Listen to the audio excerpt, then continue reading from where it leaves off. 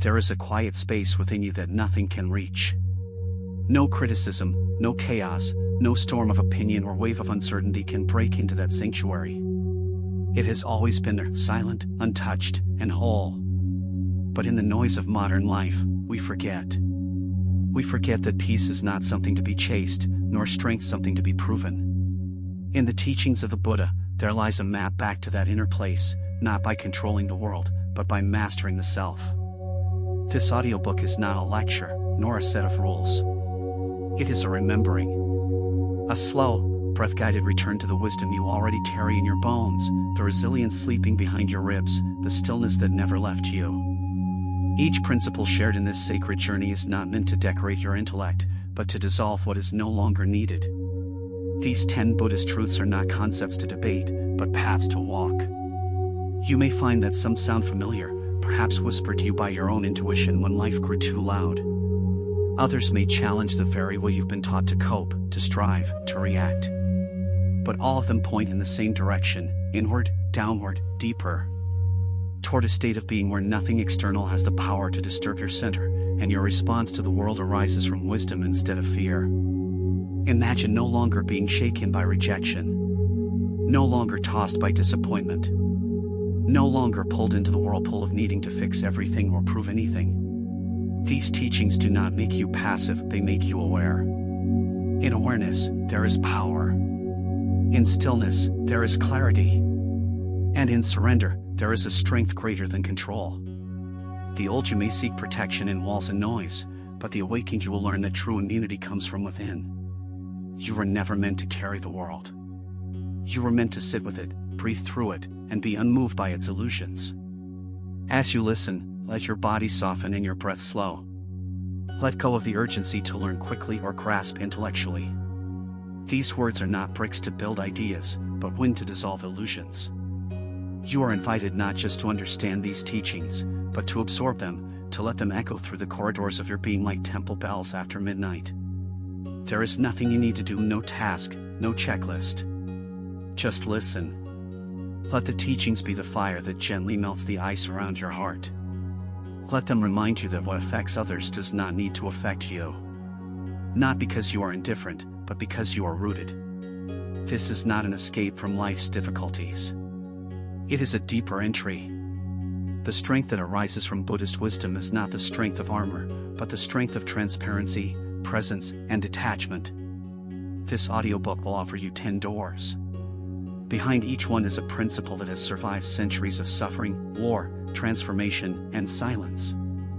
If you walk through them with care, you may discover that nothing, not betrayal, not loss, not even the fear of death, can disturb your stillness again. You may find that what you feared the most was simply the illusion of being separate from peace. So come in. Not as a student seeking answers, but as a soul ready to remember. Take a deep breath. Feel your body settle. There is nowhere else you need to be. No one else you need to become. Let these teachings cradle you into your own wisdom. You are not here to be unbreakable. You are here to realize you already are.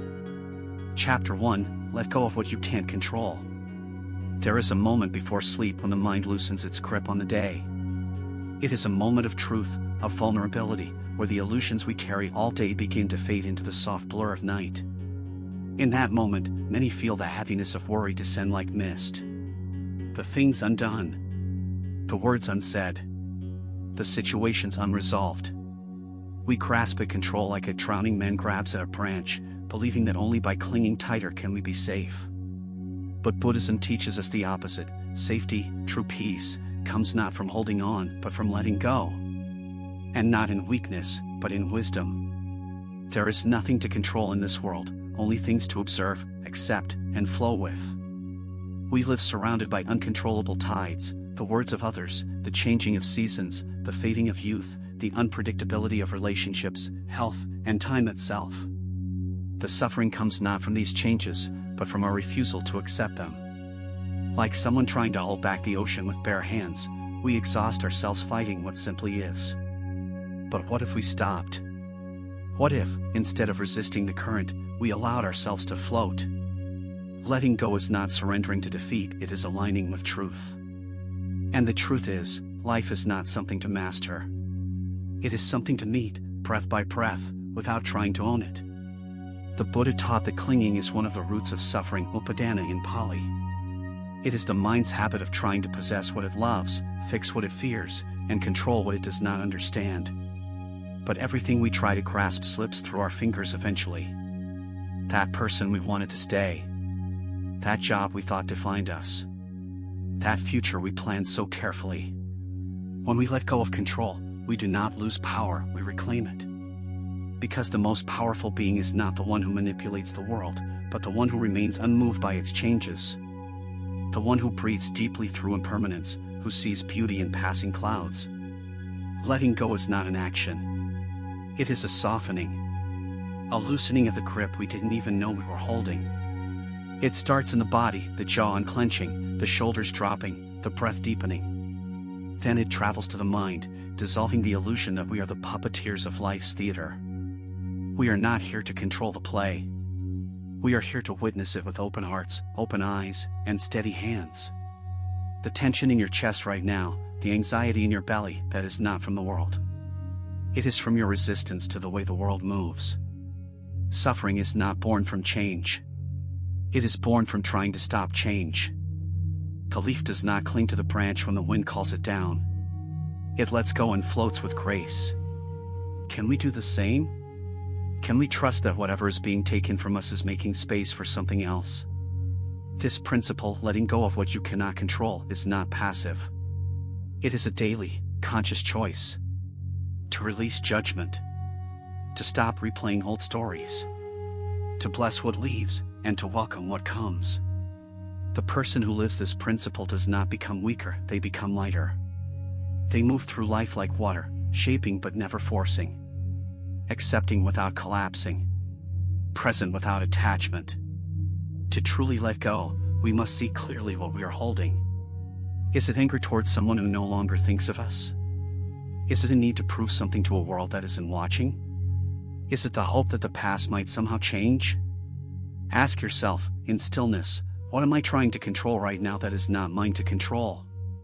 And then, with compassion, release it. Not by pushing it away, but by embracing it with such tenderness that it melts. Let go not with resistance, but with reverence. Say to it, thank you for teaching me. I no longer need you to stay. Letting go is not forgetting. It is remembering what matters most. It is the deep wisdom that peace cannot coexist with grasping. The more you try to grip the wind, the more you lose it. But open your hand, and the breeze touches you freely. That is what this teaching invites, not to let life slip by, but to stop trying to hold it so tightly that you cannot feel it. When you let go, you do not fall. You float. You become the sky, no longer affected by each passing cloud. You become the mountain, still as the winds howl around you. You become free. And perhaps most importantly, letting go is an act of faith. Faith that life knows how to move without your constant steering. Faith that peace is your natural state, not something to be achieved, but remembered. In every breath, in every moment, you are invited to let go again. And again. And again. Until one day, you no longer need to try. You are simply present. Empty of struggle. Full of life. To let go is not to abandon, it is to align. We often confuse detachment with indifference, imagining that if we stop trying to control something, we are giving up on it entirely. But Buddhism teaches that the highest form of love, of attention, of presence, is spaciousness. When we stop forcing outcomes, we allow things to reveal their true nature. Just like a lotus only blooms in still waters, truth arises not in our attempts to shape it, but in our willingness to receive it. Letting go means offering the moment enough space to breathe, to unfold, to become what it is meant to be without our interference. Many of us have built our identities around control. We were praised for being responsible, admired for always having the answer, loved for fixing what others could not. Slowly, without noticing, we believed that control was love, that control was safety, that control was power. But the more we tried to manage the moving pieces of life, the more exhausted we became. The constant striving to hold everything together, people, plans, Appearances created a tension that even sleep could not dissolve. And yet, when we stop holding so tightly, we realize nothing was ever truly under control to begin with.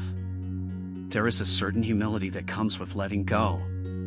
It requires us to admit that we are not the orchestrators of the universe. That no matter how careful we are, life has its own rhythm. People leave. Seasons shift. What we feared might happen does. What we hoped would happen sometimes does not. And still, we remain. Breathing. Living. Learning. The rain does not ask your permission to fall. The wind does not wait for you to be ready. They come when they come, and so do life's changes. The more we resist this truth, the more we suffer. But when we accept it, we begin to heal. The teachings of the Buddha invite us to look at the mind not with judgment, but with curiosity. Notice how often your thoughts try to grip something. A conversation you wish had gone differently. A future that refuses to follow your script. A fear that tightens your chest. The mind, in its habitual patterns, always reaches outward for control. But the moment we bring awareness to this reaching, we create space. In that space, we remember that control is an illusion, and presence is the only truth. To be present is to surrender. Not to fate, but to wisdom. To the wisdom that says, let the river flow. Think of the sky. No matter how many clouds gather, no matter how fierce the storm, the sky remains untouched. It does not react. It does not grasp. It does not shrink or fight. It allows. You, too, can be like the sky. Beneath all your thoughts, reactions, and fears is a vast openness that nothing can stain. But to live from this space, you must be willing to release the need to change what is beyond your reach. This includes not just events, but people. You cannot control how others feel, what they choose, or how they understand the world. But you can control how you respond. And that response can come from peace. When we let go, we often feel fear first. The fear of what will happen if we stop holding on. But beneath that fear is freedom. And beneath that freedom is clarity. And beneath that clarity is love. Not the love that demands, but the love that trusts. When you let go of trying to fix someone, you make room to truly see them. When you release the outcome, you begin to enjoy the process. When you surrender to what is, the war within you ends. Letting go is not about doing less, it's about carrying less. Less burden. Less expectation. Less illusion. There is a soft power in surrender. It is not loud. It does not need applause. It is the quiet confidence of one who knows that life is wiser than their plans. It is the trust of a wave returning to the ocean. It is the grace of a tree letting go of its leaves.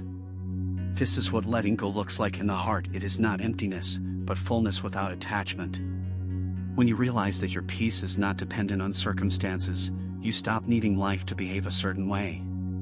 And that, in itself, is liberation. To practice this principle, begin small.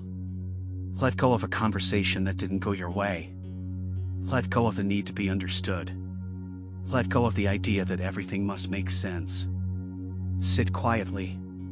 Breathe in. Breathe out. Feel where you are gripping and gently release.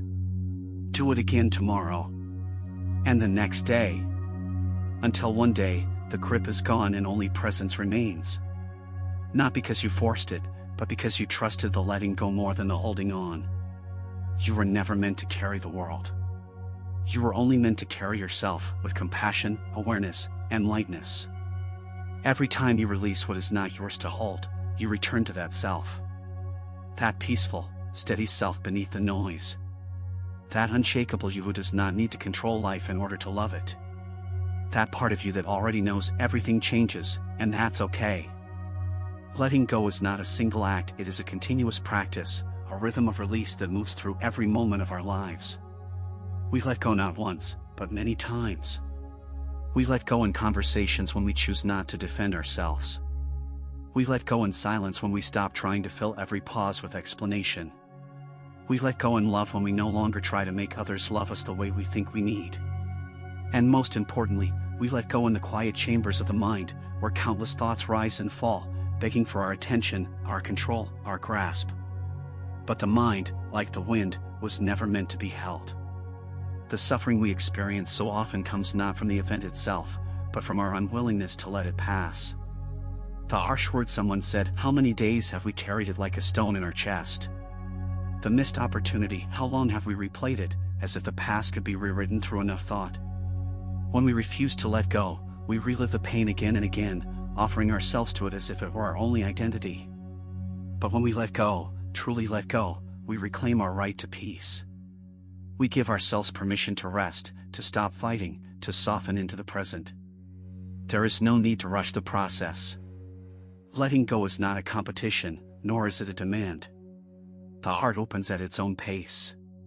The mind learns to release in its own time. Be gentle. Begin with breath. Breathe into the tightness. Breathe into the fear.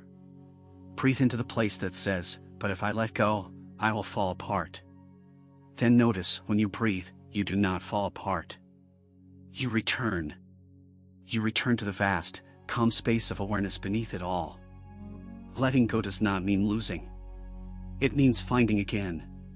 Finding what has always been there beneath the noise, your inner stillness. This stillness is not apathy. It is not withdrawal from life. It is deep engagement without attachment. It is showing up for your responsibilities, your relationships, your dreams, but without the poison of control. It is offering your heart to the world, not because you must shape its outcome, but because it is your nature to give. When you act from stillness, your actions are free of desperation. You no longer push, pull, or grasp. You simply do. You offer. You participate in life as the sky participates in the weather, unmoved at its core, yet holding space for all things to arise and dissolve. Control often comes from fear. Fear that if we don't hold on tightly, everything will fall apart. But the truth is, many of the things we are gripping were never ours to hold in the first place. Other people's choices, the pace of life, the opinions of others, the unfolding of events beyond our reach. These were never yours. And they never will be. The more we try to possess them, the more we suffer. Letting go means remembering what is ours, our attitude, our presence, our integrity, our breath. That is where your power lives. Not in the illusion of control, but in the clarity of presence. In Zen, there is a saying, "Let go, or be dragged." Life moves, with or without your permission. If you resist its motion, it will carry you anyway, but with more pain. If you surrender, it will carry you gently. This is not weakness. This is wisdom. The stream does not fight the rocks. It flows around them. It adjusts. It adapts. It continues. You, too, can flow. Not because life is perfect, but because your peace no longer depends on its perfection. This is the strength born of surrender. The resilience of the one who has stopped fighting reality and instead walks with it, step by step, breath by breath. Even now, as you listen, there may be something you are holding on to. A memory. A name. A wish. Feel it. Acknowledge it. Then ask, does this serve my peace? If it does not, gently lay it down. Imagine placing it in the river and watching it float away. You are not losing anything. You are making space. Space for clarity. Space for joy. Space for your soul to breathe without the tight grip of fear. Letting go is an act of trust. Trust that your life does not fall apart when you stop controlling it. Trust that there is a greater intelligence, a rhythm that guides even the most chaotic days toward meaning. It is okay if you pick the burden back up again tomorrow. That, too, is part of the path. The important thing is not to be perfect at letting go, but to remember that you can. Every moment gives you another chance to release. Another breath. Another beginning. There is no failure, only forgetting. And with each remembering, you return more fully to yourself, not the self shaped by fear, but the one shaped by silence, by openness, by the wisdom of non-resistance. As the mind softens, as the breath deepens, as your grip loosens, notice how light you begin to feel. The heaviness was never yours. It came from the illusion that you were responsible for everything. You are not. You are here to be, to witness, to move through this world gently, without force. And when the storms come, as they always do, you will remain rooted. Not because you controlled the weather, but because you learned to trust the sky. Letting go is not about giving up, it's about giving in to the truth. The truth that much of what causes your distress lies far outside your influence.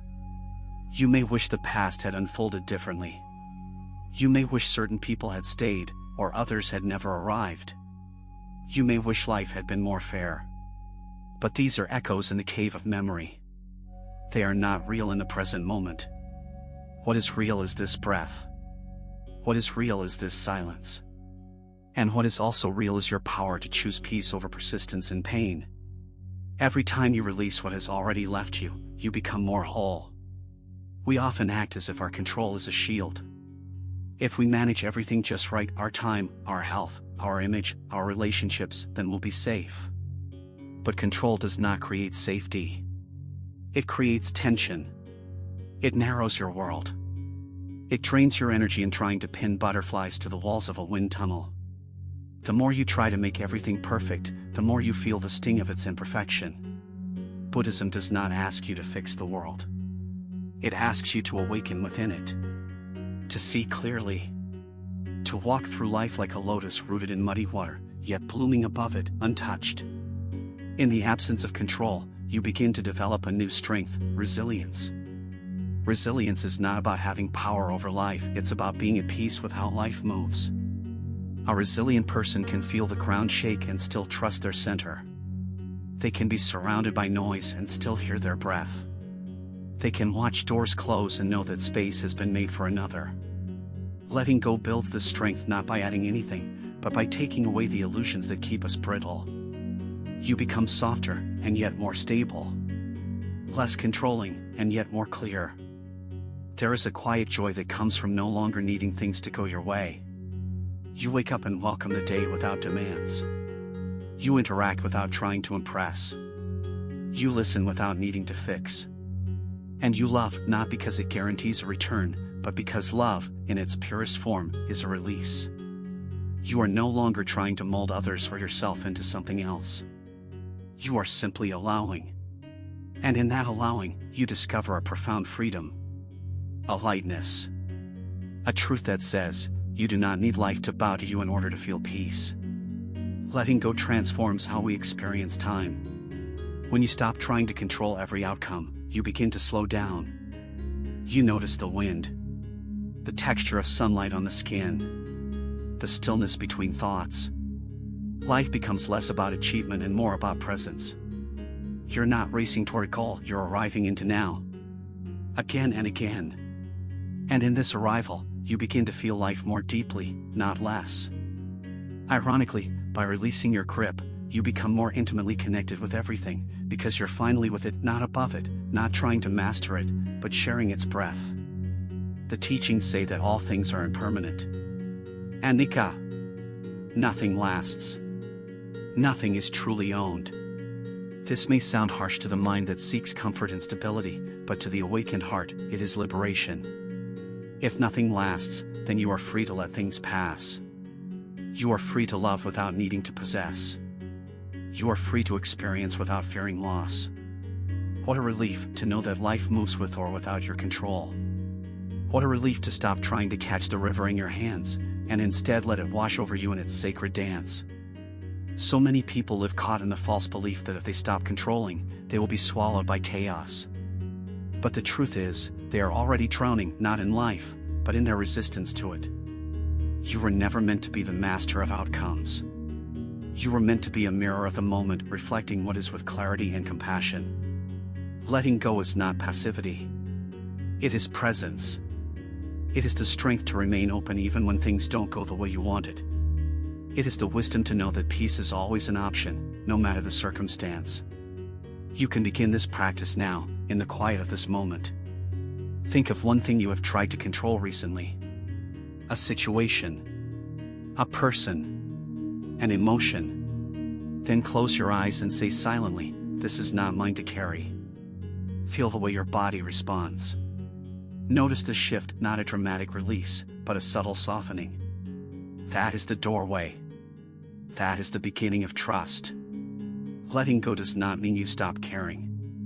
It means you care wisely.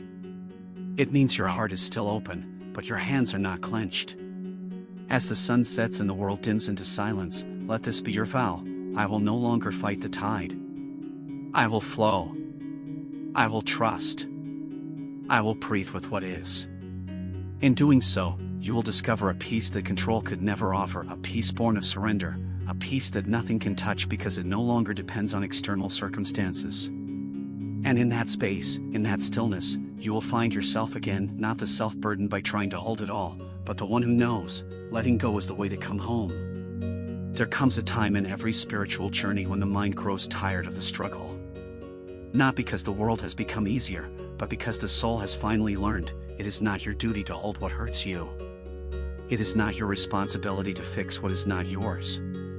And it is not your calling to shape reality according to your desires. In this sacred moment of exhaustion, something ancient awakens, the wisdom of release. Like a bird who realizes that flying takes less effort than clinging to the branch in the storm, your soul remembers its wings. Letting go becomes not a choice, but a return. True power arises not from control, but from alignment. When you let go of trying to command the world, you step into the rhythm of something deeper. You no longer react, you respond. You no longer chase, you listen. You no longer force, you flow. Life, in its raw form, becomes not an opponent but a teacher. Each moment whispers, "Trust me." Even the difficult ones. Even the endings. Even the unanswered questions. The lesson is not to bend the world to your will, but to bend your heart toward wisdom, toward openness, toward surrender. Letting go teaches you the art of inner spaciousness. Where once there was tension, there is now tenderness. Where once there was anxiety, there is now awareness. The thoughts still come, but they pass more easily. The emotions still rise, but they no longer define you. This is the quiet gift of release. The world no longer shakes your foundation because your foundation is no longer external. You've stopped building castles in the sand of expectations. You've come home to the mountain within you, the one that watches, breathes, and does not move. As your relationship with control dissolves, so too does your resistance to change. What once frightened you, the unknown, the unplanned, the uncertain, now feels softer. Like mist instead of thunder. You begin to see that the unknown is not your enemy, it is your invitation. An invitation to participate in life without guarantees. To move without needing the whole map. To trust that each step reveals the next, not through force, but through presence. And in this surrender, you discover what control could never give you, freedom. This freedom is not loud. It does not shout. It does not demand attention. It is the quiet confidence of one who knows that life is sacred even when it is messy. It is the stillness that comes from having nothing to prove. It is the peace of sitting beneath the stars without needing to name them. It is walking into the unknown with empty hands and a full heart. This is the freedom born of letting go, not just once, but again and again, like a ritual. Like a rhythm. Like a prayer that says, "I trust what comes. I release what goes. I remain with what is." You may still feel the tug of control from time to time. The urge to manage, to predict, to hold tight. That is okay. Be gentle with that part of you. It learned control as a way to stay safe. It believed that certainty could protect your heart. But now, you are wiser. You know that safety is not found in control, it is found in connection. Connection to your breath. Connection to the present. Connection to your deeper self, the part that is already whole, already safe, already home. Let that part lead now. Letting go is a love story between you and the present moment. It says, "I choose to be here, even if I don't understand everything." It says, "I choose to trust, even when I am afraid." It says, "I choose peace, even when chaos knocks at my door." This love story does not need to be perfect. It only needs to be honest. Begin where you are. Begin now. And begin again tomorrow. Each breath is a new invitation. Each moment, a new chance to soften, to release, to be free. As you embody this principle, you will notice something beautiful. Life begins to feel lighter. Not because it has changed, but because you have. You are no longer gripping. You are dancing. You are no longer bracing. You are breathing. And even when difficulty arises, and it will, you now carry within you the wisdom to face it without trying to control it. You meet it with clarity, with compassion, and with the courage that says, "This too shall pass. I do not need to hold it." So as this chapter closes, carry this knowing gently: what you cannot control is not your burden. It is your teacher. And what you can choose, your response, your attitude, your inner stillness, that is where your true power lives. Let go. Breathe. And come home to yourself again. Chapter 2, Stop Seeking Validation. There is a quiet suffering that follows many of us like a shadow. It wears a smile and speaks softly. It tells us to be liked, to be admired, to be accepted. It whispers, if they approve of you, you will be worthy. From childhood, we are taught to measure ourselves through others' eyes, to chase gold stars, applause, compliments, recognition. And so we grow into adults who still look outward for our sense of self, as if the truth of who we are could ever be handed to us by another. But the deepest Buddhist wisdom reminds us, validation is not something to be found outside, it is something to be dissolved within. The search for validation is endless because it is rooted in an illusion that your worth is incomplete, that your value depends on someone else's perception. But you were never meant to be a mirror reflecting others' expectations. You were born whole, before words were given, before roles were assigned, before labels were placed upon your soul. And that original self, that quiet core within you, does not need to be seen to be real. It simply is. Just as the moon shines even when no one is looking, so too does your true nature glow beneath the surface of all seeking. When we seek constant validation, we hand over our peace to others. A kind word lifts us. A harsh one shatters us. We become like leaves in the wind, moved not by our own essence, but by every breeze of opinion. And the more we chase approval, the more we lose ourselves in the process. Our voice softens to please others. Our steps change direction to avoid disapproval. Our joy becomes conditional, based not on our experience, but on how it is received. This is not freedom, it is a prison with golden bars. To stop seeking validation is not to become cold or disconnected. It is to root yourself so deeply in your own being that you are no longer pulled from your center. It is to know your intentions so clearly that praise does not inflate you, and criticism does not deflate you. In Buddhist thought, this is the middle way, the path of balance where you are neither proud nor ashamed, neither superior nor inferior. You simply are. Firm like a mountain. Still like a lake. Alive, but undisturbed by every ripple upon your surface. This doesn't mean you don't listen to others. It means you listen with discernment, not desperation. You receive feedback with openness, but not with hunger. You hear others, but you don't make them the author of your truth. Instead, you return again and again to the still point within, the breath, the body, the silence that knows who you are without needing to prove it. This inner returning is the heart of practice. Every time you remember your own enoughness, the grip of external validation loosens. Letting go of the need to be seen means embracing the sacredness of being unseen. Like a tree growing in a forest where no one walks. Like a lotus blooming in a hidden pond. Like a prayer whispered into the night. You live your truth not because it is admired, but because it is yours. You follow your path not because it is praised, but because it is right. And you learn that the deepest fulfillment arises not when the world applauds you, but when your own soul smiles silently within. Validation seeking is often fueled by fear, the fear of being misunderstood, unloved, invisible. But in truth, your worth is not diminished by others' inability to see you. Their eyes are not your mirror. Their silence is not your judgment. Their indifference is not your sentence. You are not here to be understood by all. You are here to understand yourself, to honor your path, and to live with integrity even when no one claps. As we begin to unwind from this pattern, we may feel raw, exposed, uncertain. Like a child learning to walk without holding a hand. But with each step, we reclaim a piece of ourselves. Each moment of not explaining ourselves, each act done without seeking acknowledgement, is a step into liberation. Slowly, we discover, I do not need to be seen to be real. I do not need to be validated to be whole. I am here. I am enough. I am free. There is a sacred silence that arises when you no longer seek applause. A calm begins to bloom inside of you, steady, unshaken, still. It is the quiet of someone who no longer waits for permission to be who they are. You speak without rehearsing. You walk without explaining. You breathe without needing to impress.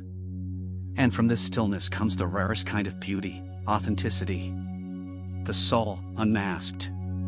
Not performing, not persuading, just present. In Buddhist practice, this is what it means to live from the true self, the self untouched by ego, untouched by external reflection. Every time you resist the urge to post your joy just to be seen, every time you choose to feel your own approval instead of collecting others, you build a deeper connection with your essence. This is not arrogance, it is sovereignty. There is no arrogance in knowing you are enough. There is only peace. The ego craves praise because it fears it is hollow without it. But the heart blooms quietly. The heart does not need to be seen to feel its own petals. The heart, like the Dharma, exists beyond performance. Seeking validation often disguises itself as humility, as kindness, as care. But sometimes, what we call kindness is actually fear in disguise, the fear of rejection, the fear of being unloved if we don't please. Buddhism invites us to look gently but honestly at these patterns. Are we helping because it's true to our spirit, or because we want to be liked? Are we silent because we are wise, or because we are afraid to be disliked? Each time we catch ourselves twisting for approval, we are offered a moment of awakening, a moment to return to truth. To stop seeking validation is not to stop loving. It is to love without a contract. It is to give without needing return. To share without waiting for affirmation. This is the nature of metta, loving kindness that flows without condition. When you stop needing to be liked, your love becomes pure, freer. No longer a transaction, but a gift. No longer a strategy, but a state of being. You move through the world not trying to be enough, you move knowing that you already are. Validation is often tied to comparison. We look at others, and we measure ourselves. Their beauty, their success, their joy, we use these as mirrors to question our own worth. But comparison is a thief, and validation is its accomplice. When you compare, you forget your own path. You forget that you are not meant to be like anyone else. A rose does not compare itself to a pine tree. A mountain does not shrink in the presence of the sea. In the Dharma, everything has its own timing, its own unfolding, its own truth. So do you. Imagine waking up one day and deciding, today, I will live as if no one is watching. Today, I will create, love, breathe, and speak not to be admired, but to be whole. This is not a fantasy. This is freedom. When your actions no longer seek validation, they become sacred. You write not for applause, but because the words want to be born. You dress not to impress, but to express your joy. You rest not to be seen as balanced, but because your body deserves it. In this way, even the smallest act becomes a form of meditation. The moment you stop needing others to confirm your worth, you become unshakable. Their opinions may still reach you, but they no longer rule you. Their silence may visit, but it does not define your value. Their disapproval may knock, but it no longer enters your temple. Because you have closed the door of self-doubt and opened the window of self-trust. This is the fruit of practice. Not perfection, but presence. Not constant approval, but deep acceptance. And even when the old cravings return, and you meet them with compassion. Ah, you say to yourself, there is the child who still wants to be seen. And instead of pushing it away or feeding it more noise, you hold that part of yourself close. You remind it, I see you. I love you. You do not need to prove anything anymore. That inner parenting becomes the medicine. You become your own witness, your own healer, your own source of light. The Buddha never asked to be followed. He only pointed the way inward. And within that path lies this teaching: who you are is not a reflection of others' gaze, but a light that shines from within. You were born radiant. You do not need to be approved, you only need to be true. And in this truth, you are already free. One of the most liberating moments on the spiritual path is when you finally see how deeply you've been chasing validation, how subtly it has woven itself into your words, your silence, your gestures, your decisions. It is a painful realization, yes, but also a sacred one. Because once seen, the spell begins to break. You can no longer hide behind it. You can no longer pretend you're just being nice, when really, you're just afraid of not being liked. Buddhism does not shame this pattern, it simply invites you to look. And through looking, you wake up. The roots of validation run deep because they are entangled with your earliest needs: to be loved, to be held, to be understood. As children, this was survival. But now, as an adult, you are offered a different path, the path of internal security. It does not reject love from others, but it no longer depends on it. Like a tree that has learned to draw water from the depth of the earth, not the rain, you become self-sustaining. You stop bending every time the world turns dry. When you stop needing validation, your relationships shift. You stop over-explaining. You stop trying to manage how others feel about you. You stop walking on eggshells hoping not to disappoint. Instead, you begin to speak from truth, not fear. You say yes because it is a full yes, not a fearful yes masked as politeness. You say no with grace, not guilt. And those who truly love you will remain. Those who only stayed because you danced around their comfort will fall away. Let them. What remains will be real. Your creativity also transforms. No longer deluded by the desire to impress, your voice becomes more honest, more raw, more alive. You paint, write, dance, speak not for likes, but because your spirit must. Validation once made you careful. Now, you are courageous. Validation once made you shrink. Now, you expand. You take risks. You fail loudly. You shine quietly. The applause may come or not, but the joy is already there. Because creation is no longer a means to be seen. It is a prayer. A return. A release. In Buddhist practice, this letting go of external approval is part of non-attachment. Not just to things, but to identities. To reputations.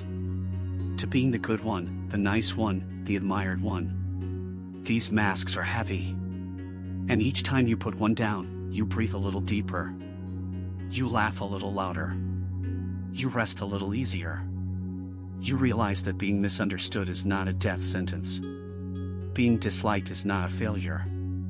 It is simply part of being real in a world addicted to illusion. With time, your nervous system begins to settle. No longer scanning for signs of acceptance. No longer bracing for rejection. You begin to trust that even when others don't see you, you still exist. Even when they don't clap, you still matter. Even when they don't respond, you are still love.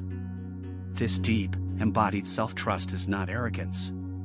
It is humility in its highest form. I no longer need the world to worship me. I am enough as I am. Sometimes, the greatest gift you can give yourself is not to react. To let the comment pass. To let the silence remain. To let others misjudge you, and do nothing. Because your peace no longer depends on being seen correctly. You are not here to perform worthiness. You are here to live truthfully. And sometimes truth means disappointing others, confusing them, even losing them. But in the process, you gain yourself. And that gain is priceless. Validation will still tempt you. There will still be days when you crave it. That's okay. What matters is that now, you know. You see the pattern. You recognize the hunger. And instead of feeding it with another mask, you meet it with compassion. You sit with the ache. You breathe into the emptiness. You remind yourself, softly, I am still here. I am still whole. I do not need to be seen to be real. And slowly, the hunger fades. The silence becomes enough. Buddhism teaches that the self is not fixed, it is fluid, shifting, a wave upon the ocean. And when you stop clinging to approval, you finally allow that wave to rise and fall freely. No more shame in the rising. No more fear in the falling. Just the rhythm of a life lived in alignment. And this, more than validation, more than praise, more than admiration, is peace. When the search for validation ends, something remarkable begins. You begin to see yourself not through the distorted mirror of others' expectations, but through the clear lens of presence. You notice your thoughts without judgment, your breath without urgency, your being without condition. And in that space of simple witnessing, you discover a truth more nourishing than any compliment, more lasting than any applause. You were never broken, never lacking. You simply forgot who you were while chasing reflections in other people's eyes. This remembering is not loud. It does not arrive like lightning. It creeps in quietly, like morning light through closed curtains. You begin to feel it in small moments, in choosing rest instead of proving yourself, in speaking truth even if your voice trembles, in letting silence answer where once you would have defended. These choices, though subtle, are sacred. They mark the return of your power. Not the power to control or to convince, but the power to be without needing permission. In Buddhism, the Eightfold Path includes right view and right intention, to see clearly and to act from truth. Seeking validation often clouds both. It makes you act not from wisdom but from fear, not from clarity but from craving. When you release that craving, your actions align more naturally with Dharma. You begin to live with congruence, what you think, say, and do begin to match. And that alignment becomes its own reward. You no longer need someone else to tell you you're good, you feel it. You know it. Imagine how many times you've silenced your voice for fear of disapproval.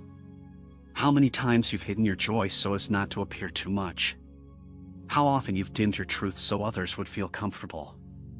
What if, instead of shrinking, you expanded? What if, instead of editing your spirit, you shared it as it is, wild, soft, imperfect, radiant? This is not rebellion. This is liberation. And it begins the moment you stop asking, will they accept me? And start asking, is this true for me?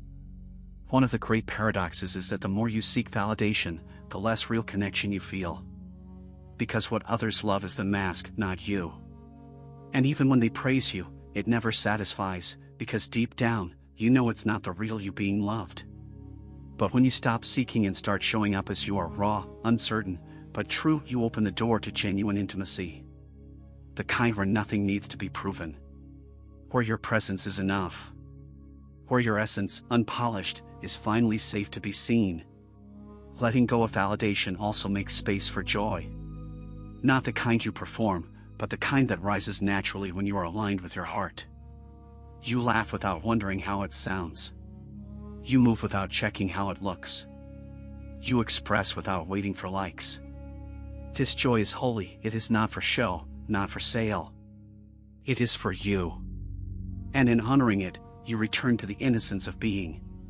The childlike wonder that says, I exist, and that is enough. There is a Zen teaching that says, when I am hungry, I eat. When I am tired, I sleep. So simple. So pure. But when you live for validation, even these basic truths get distorted. You eat not from hunger but from habit. You sleep not from tiredness but from escape. You post not from joy but from insecurity. When you stop living for the gaze of others, you return to this simplicity. You feel what you feel. You do what you do. No explanation. No performance. Just life, direct, whole, present. And even when others misunderstand your silence, misread your strength, or reject your truth, you remain steady. Because your identity is no longer hanging from their words. You are no longer waiting to be told you're okay. You know. Deeply. Steadily. Softly. And in this knowing, you walk more freely, love more honestly, and breathe more deeply. This is the essence of the path, not to become something for the world, but to return to who you've always been beneath the noise. You do not need to be seen. You need to see. You do not need to be chosen. You need to choose. You do not need to be approved. You need to accept.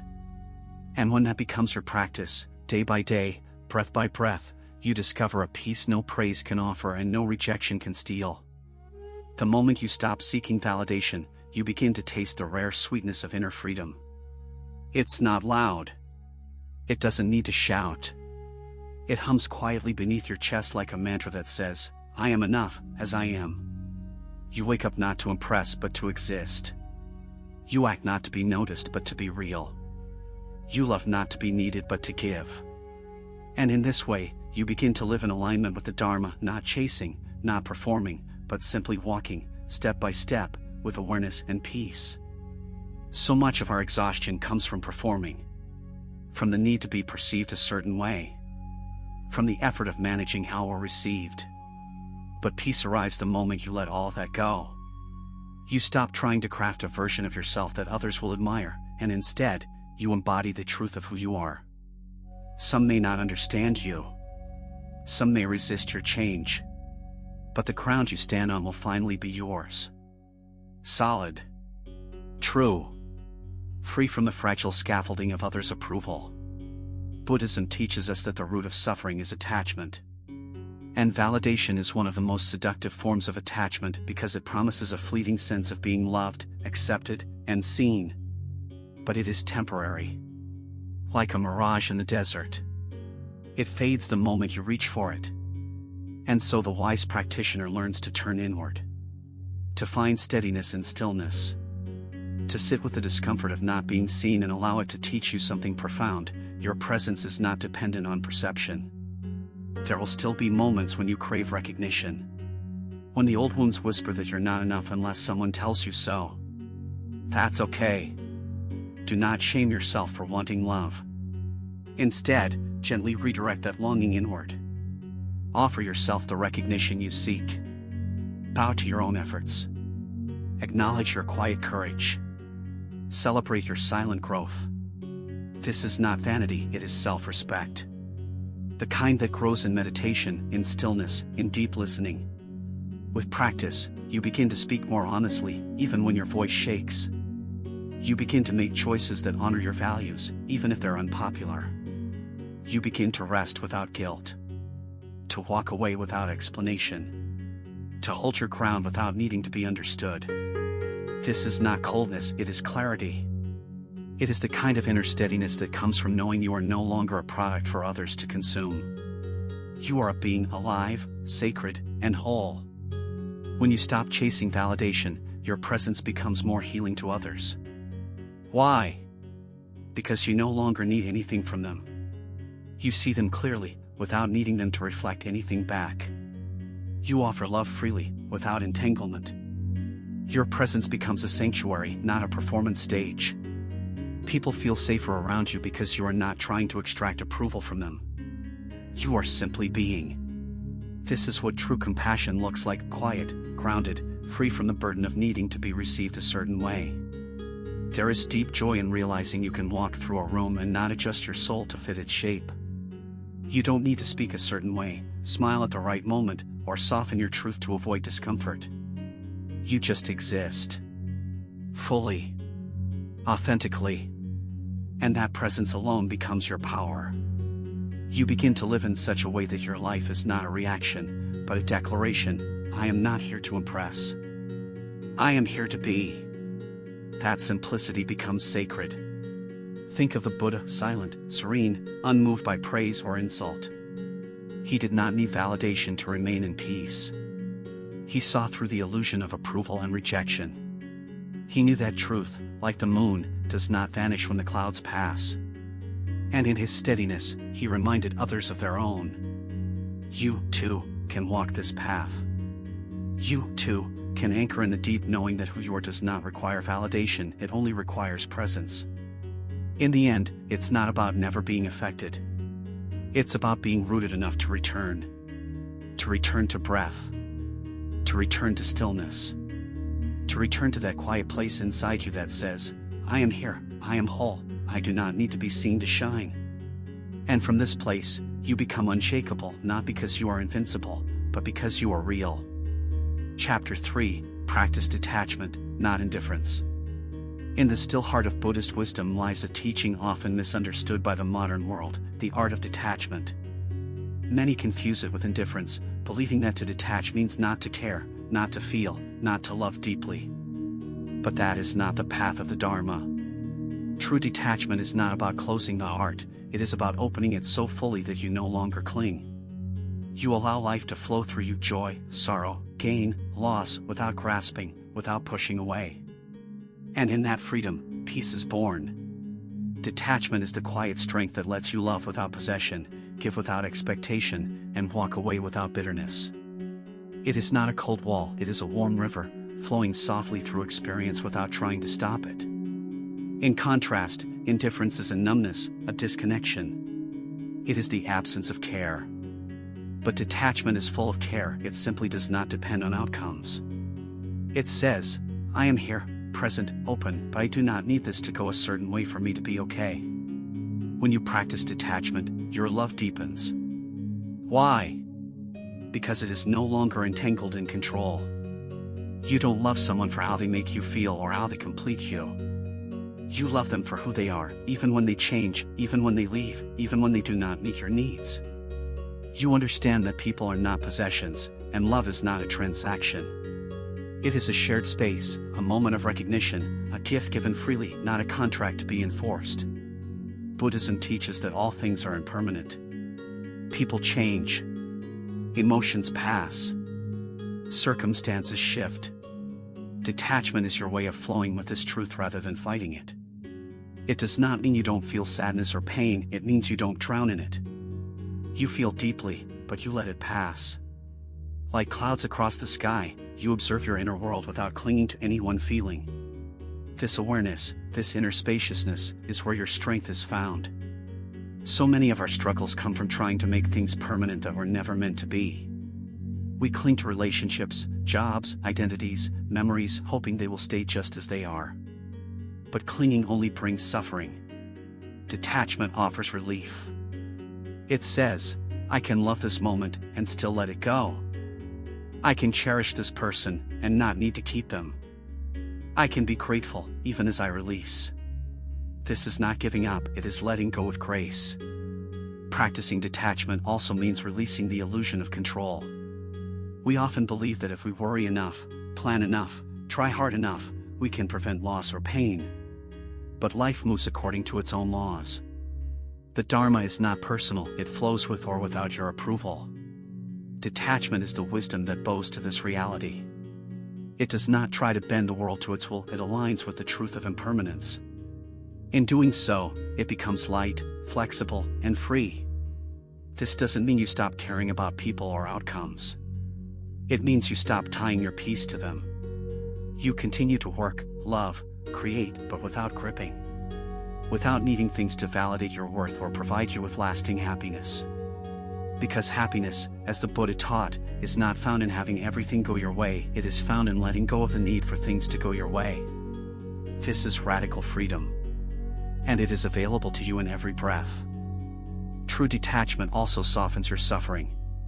When pain arises, you no longer layer it with resistance. You feel it, you honor it, and you allow it to pass. When joy arrives, you embrace it without fear of losing it. Each emotion becomes a guest, welcomed, but not clung to. And this equanimity allows you to remain balanced amid the highs and lows.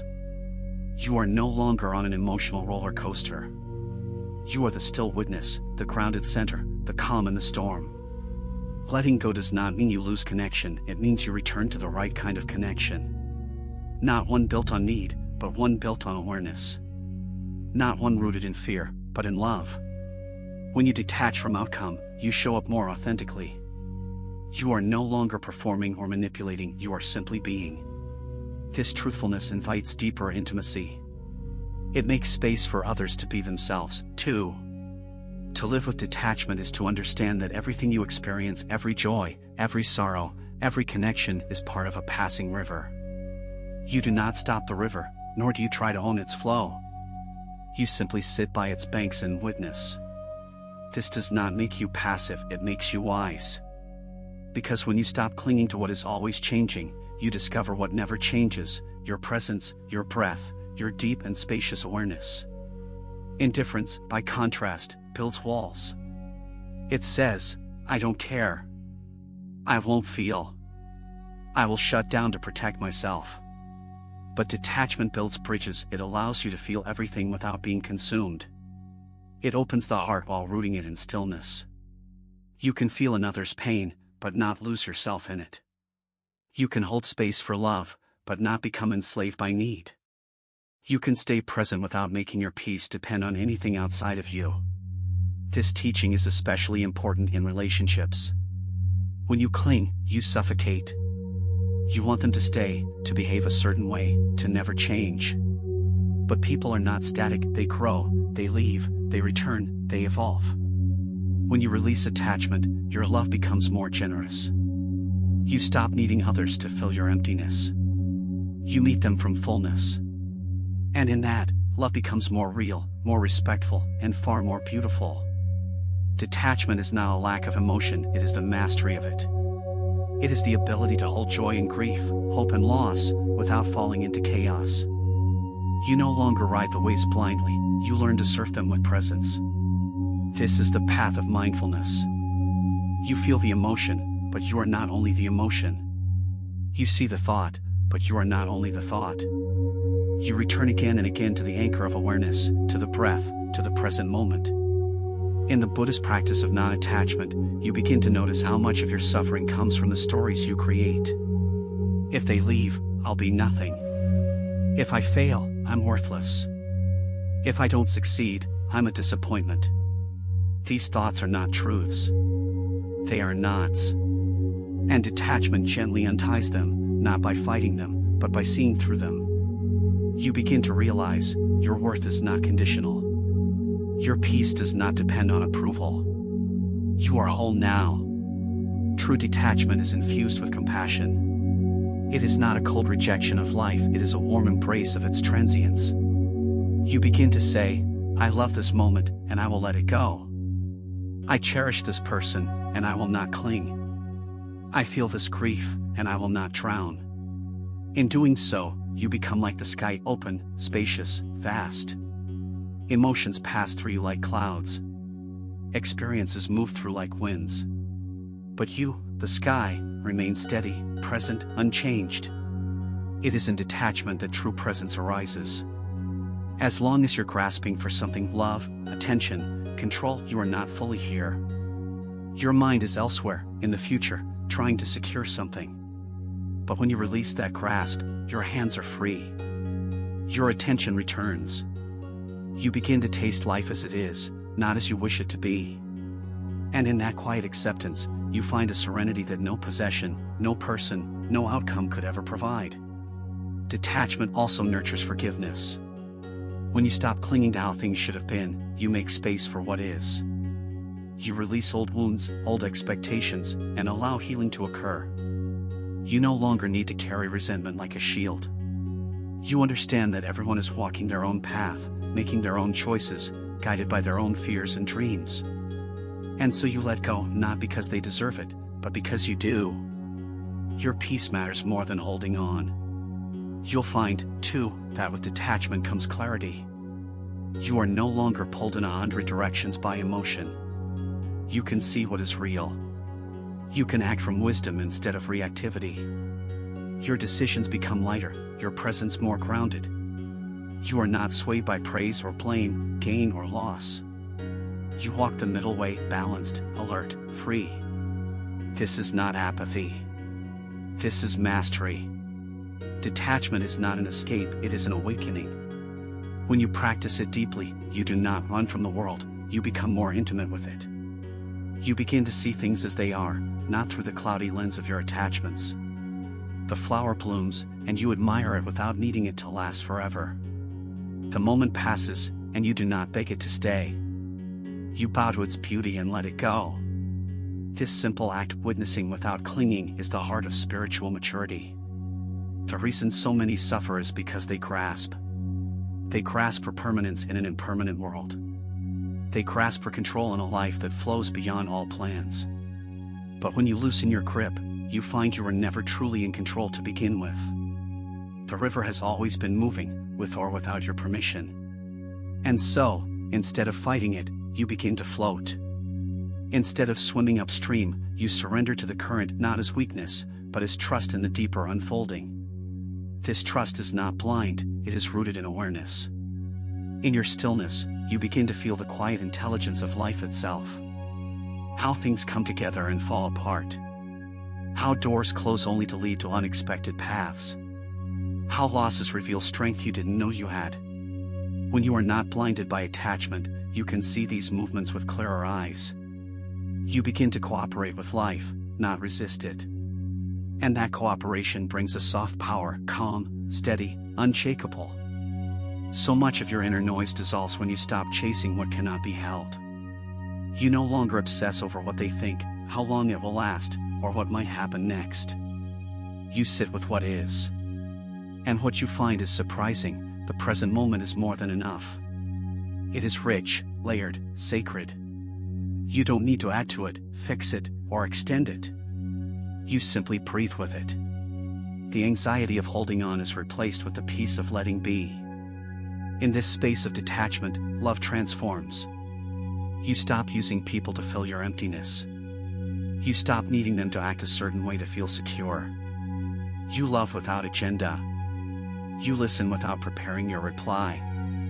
You give without the hook of expectation. And your presence becomes a refuge. People feel safe with you not because you solve their problems, but because you don't need anything from them to feel whole. Your peace is no longer negotiable. Detachment allows you to engage without being entangled. You can enter the world fully, work, create, connect, grieve, but still return to your center. You are like the tree whose roots are deep. The wind may bend your branches, but it cannot uproot you. This rootedness is what makes your actions more skillful. You are not reacting from fear. You are responding from awareness. And in that, your life becomes an offering, not a performance. When you live without attachment, even failure loses its sting. You understand that outcomes are not the measure of your worth. Effort, sincerity, presence, these are the true marks of a life well lived. You try, not because success will define you, but because participation is its own reward. You love, not because it will last forever, but because love is sacred even when it ends. You speak your truth, not to be heard, but to remain in integrity with your soul. And what happens when pain comes, as it always will? You welcome it like an old friend. Not because you enjoy it, but because you no longer fear it. You say, "Ah, here you are again. Sit with me. Let me feel you. Let me breathe through you." And in that space of non-resistance, pain softens. It teaches. It transforms. You are no longer running. You are resting in the fire. And the fire refines you. Detachment, then, is not a void, it is a vastness. It is the open field where joy and sorrow dance together. Where you can laugh and cry without losing your balance. Where you can live fully, without needing to cling. This is not something you achieve overnight. It is a daily practice. A moment-to-moment choice to release, to return, to breathe. And each time you do, you are freer. There is a deep gentleness in true detachment.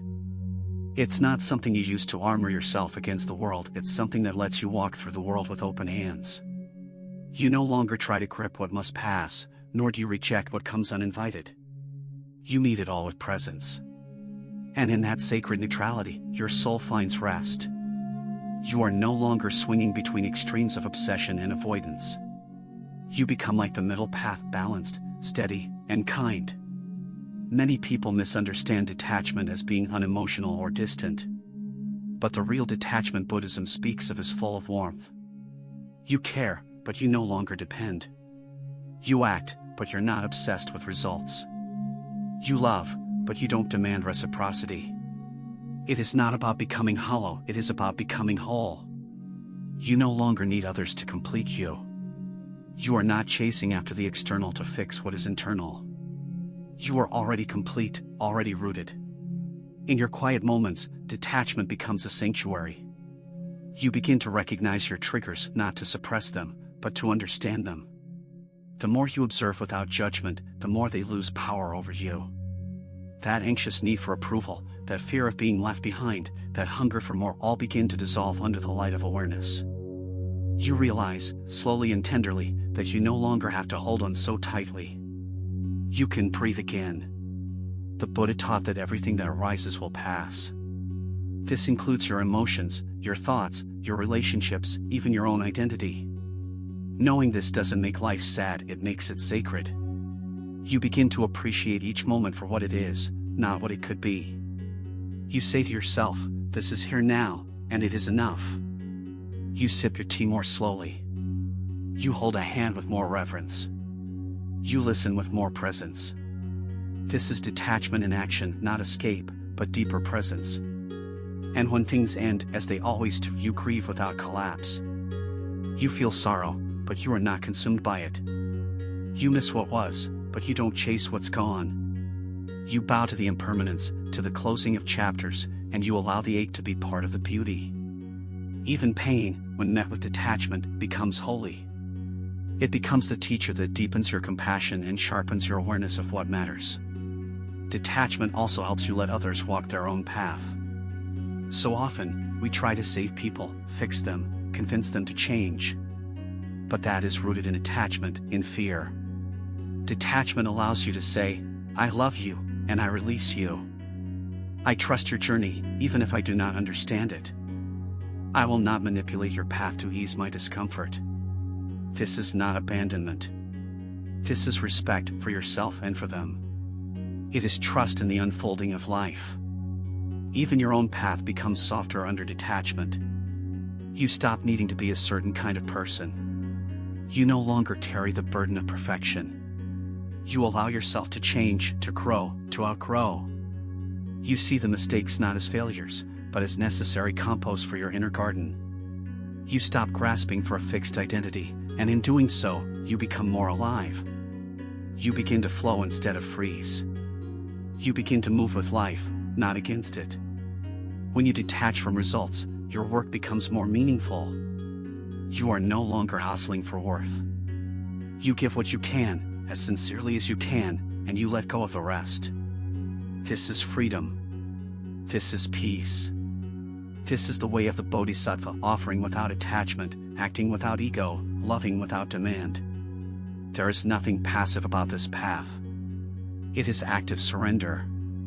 It is full presence, minus the chains. You may notice that detachment brings unexpected joy. Not the fleeting joy of gain, but the abiding joy of being. You don't need a reason to feel peace, it becomes your resting state. Because you're no longer spinning in the exhausting cycle of craving and aversion. You are simply here. Breathing. Open. Alive. And in that simplicity, you discover the kind of contentment that can't be shaken by circumstance. There is a subtle elegance in detachment that the restless mind cannot comprehend until it finally tires of grasping. In the stillness that follows effort, detachment arises like the dawn, soft, golden, and quiet. You look back at all the things you once tried to control, all the validation you once chased, and realize how much weight you carried unnecessarily. Detachment whispers, you can put it down now. And slowly, tenderly, you do. To live with detachment is to return to your true nature, awareness. Not the awareness that observes to judge, but the one that simply witnesses. You are not trying to push life away, nor are you pulling it toward you. You are watching it flow moment by moment with compassion and curiosity. This practice transforms even mundane experiences into sacred ones. Washing the dishes becomes a meditation. Walking becomes prayer. Silence becomes a teacher. This kind of detachment does not distance you from others, it allows you to meet them more fully. Because now, you are not projecting needs, fantasies, or past wounds onto them. You are seeing them clearly, and loving them as they are. You are no longer bargaining for affection or attention. You are present, open, and unattached. This is what makes relationships flourish, not dependency, but freedom. Not clinging, but presence. You also stop fearing endings.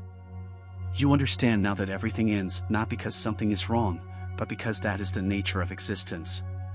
Just as the breath comes and goes, so too do people, seasons, opportunities, and emotions. When you resist this truth, you suffer. But when you embrace it, you become peaceful. You say goodbye with gratitude instead of fear. You meet uncertainty with grace instead of panic. Your heart becomes a resting place, not a battlefield. In your quiet moments of reflection, you may come to see that much of what you once desired was rooted in illusion. You wanted control because you feared loss. You wanted approval because you doubted your worth. You wanted permanence because you feared the unknown. But now, with the soft eyes of detachment, you see, you are already safe. You are already worthy. You are already whole. Nothing external can give you what you have always carried inside. Detachment also frees you from the illusion of control over others' perceptions. You no longer need to curate your life to be accepted.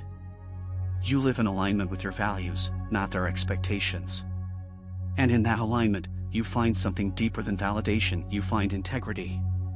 You become true to yourself. And even if others misunderstand you, you remain rooted. Because your peace is not at the mercy of their opinion. The more you practice detachment, the more you begin to enjoy life as it is. You stop waiting for perfect circumstances. You stop rehearsing imaginary futures. You sit more often in the now, and the now begins to reveal its depth. Even the smallest things, a breeze on your face, the warmth of a cup in your hand, the sound of distant laughter, become enough. This is not resignation. This is reverence. Eventually, detachment becomes a sacred vow you make to your own spirit. I will no longer abandon myself for anything temporary. I will show up, wholeheartedly, but I will not tie my peace to conditions I cannot control. This vow frees you. It allows you to serve, to love, to act with fullness, but not with dependency. You become like a candle, steady, warm, giving light without demanding anything in return. Even your relationship with death begins to change. You no longer see it as a tragedy, but as a part of the great flow. You no longer grip tightly to life, fearing its end. You live more fully because you've accepted its impermanence. Each day becomes a gift, not a guarantee. Each moment becomes enough. And in that surrender, you find the kind of courage no fear can touch. This is the teaching of true detachment, not a withdrawal, but an invitation to live more freely, love more purely, and rest more deeply. You are no longer a prisoner of conditions. You are the sky through which all clouds pass. You are the stillness beneath all noise. And in this stillness, you finally remember who you are.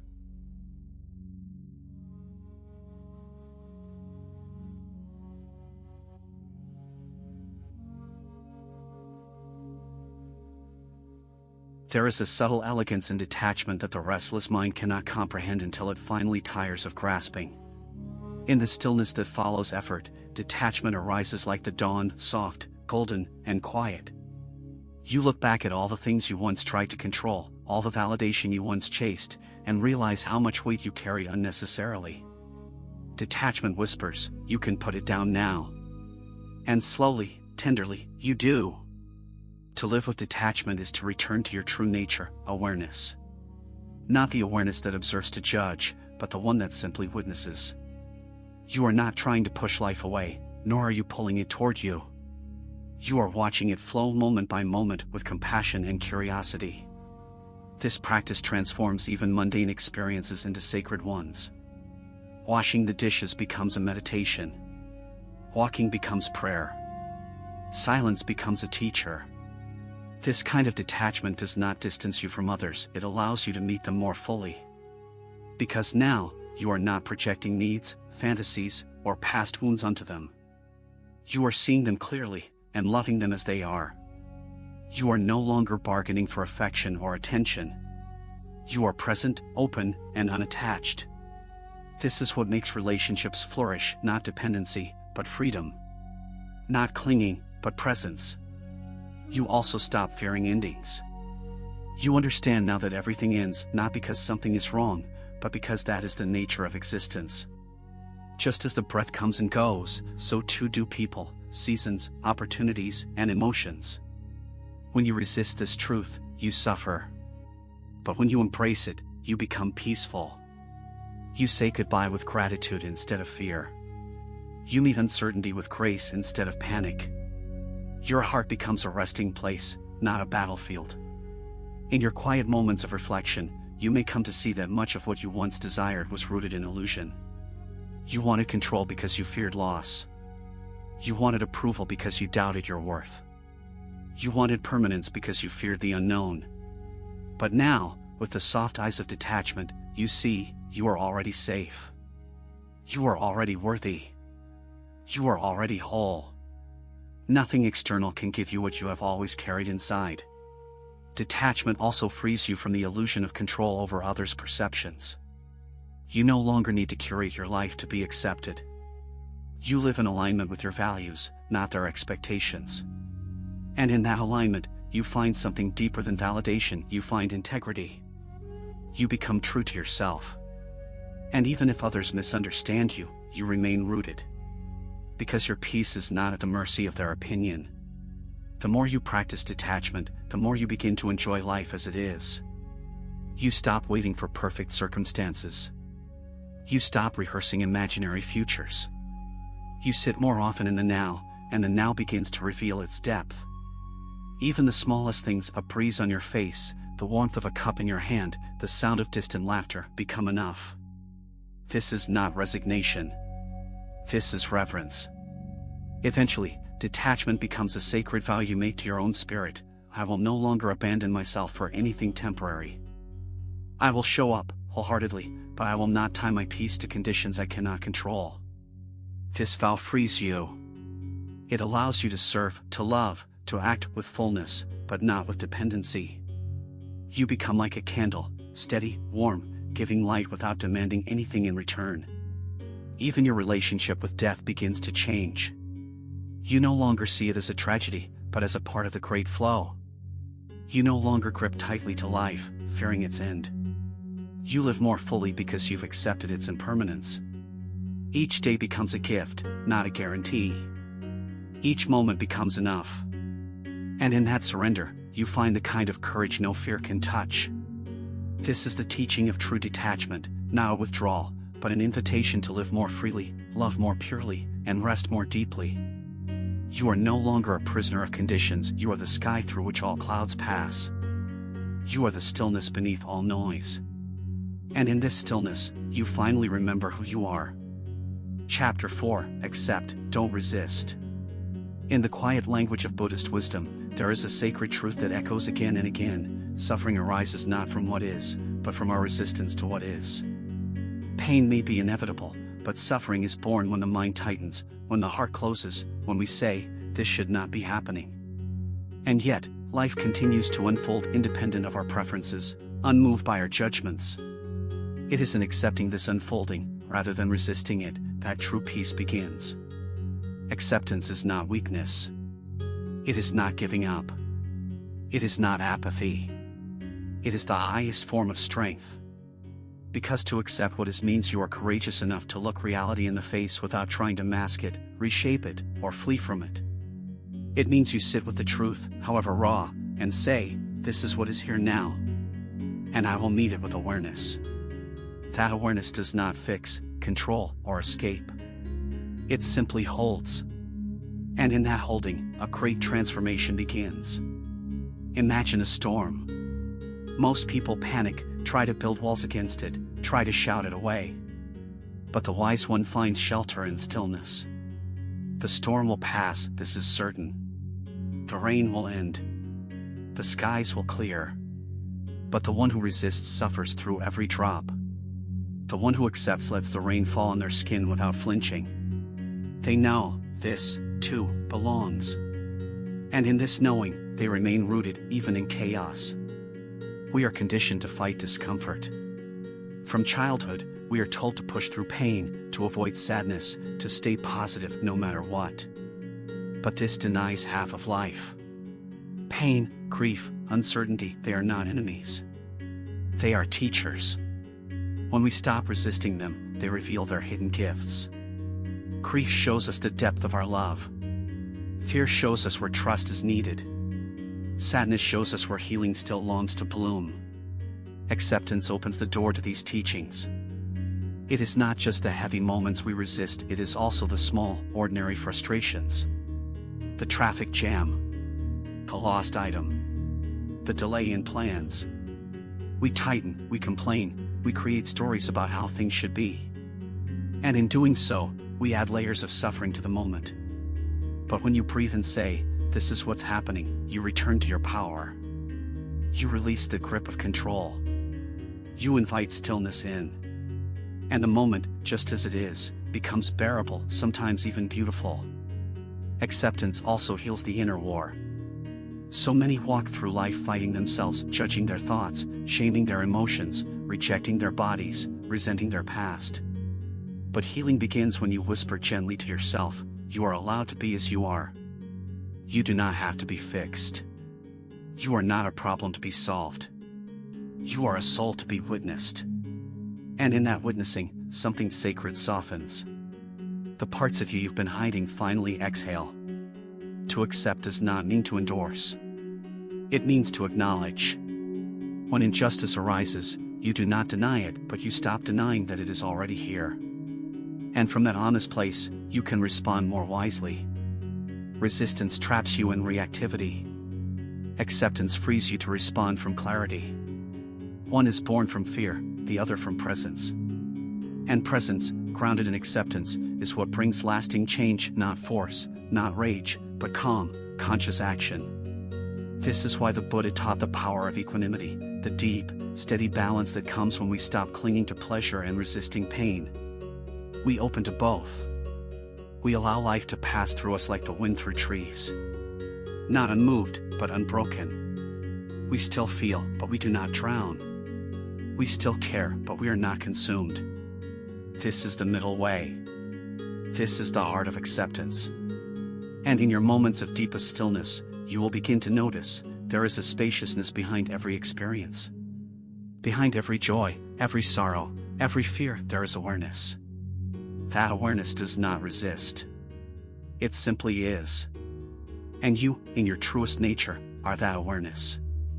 You are not the storm, you are the sky that holds it. You are not the pain, you are the presence that sees it. And when you rest in this truth, peace no longer depends on the world. Acceptance is the gentle invitation back to your center. It is the act of loosening your grip on how things should be, so that you may finally hold space for how they are. And in this act of surrender, not in defeat, but in peace, you begin to see life not as a problem to solve, but as a mystery to witness. You realize you are not meant to carry the weight of control, but to flow with grace through whatever arises, moment by moment, breath by breath. This acceptance must begin inward. The war within you, between who you are and who you think you should be, has lasted long enough. You are exhausted not from who you are, but from resisting it. Your emotions are not your enemy. Your past is not your prison. Your imperfections are not flaws, but fingerprints of your humanity. When you begin to accept your inner weather, the storms, the sunshine, the shifting winds, you begin to live in harmony, not conflict. The world teaches performance. It rewards perfection. But the soul longs for authenticity. And authenticity can only bloom in the soil of self-acceptance. You do not have to be the best. You do not have to always be composed. You are allowed to stumble, to ache, to cry. Each moment of allowing is a moment of freedom. Each time you stop running from yourself, a little more light enters. You remember, you are not here to be flawless, you are here to be real. In the face of discomfort, the ego's first impulse is resistance. This is wrong, it says. This shouldn't be happening. But the awakened mind meets the same discomfort and whispers, this is part of it too. That shift changes everything. You no longer waste energy on denial. You begin to breathe with the moment, rather than against it. And in that breath, you return to your power, not the power to change what's outside, but the power to make peace within. Resistance is a fire that burns your inner peace. You light it when you replay old regrets, when you fixate on what's missing, when you argue with what is unchangeable. But acceptance is the rain that puts the fire out. It cools your thoughts. It softens your heart. It reminds you, life was never meant to be controlled, only honored. And in honoring it as it is, you create space for healing, growth, and grace. Consider how a tree accepts the seasons. It does not resist the fall of its leaves, nor does it chase after summer when winter comes. It bows to each season in trust, knowing all is part of the rhythm. Can you do the same? Can you honor your own seasons, the blooming, the fading, the stillness, the rebirth? Each has its beauty. Each has its wisdom. You do not have to bloom all the time to be worthy of love. Even your resting is holy. When you stop resisting life, you begin to receive it. You notice the subtle beauty in ordinary things, the way the morning light touches the wall, the rhythm of your breath as you rest, the warmth of tea in your hands. These were always there, waiting. But resistance blinds you to the now. Acceptance opens your eyes. And what you see is not always perfect, but it is always sacred. Acceptance also dissolves comparison. You no longer measure your path against others. You no longer rush or delay based on their rhythm. You walk at your own pace, because you trust your own unfolding. What's meant for you will come, not when you demand it, but when you're ready to receive it. Until then, acceptance says, here is enough. And you believe it. Even your mistakes begin to look different through the eyes of acceptance.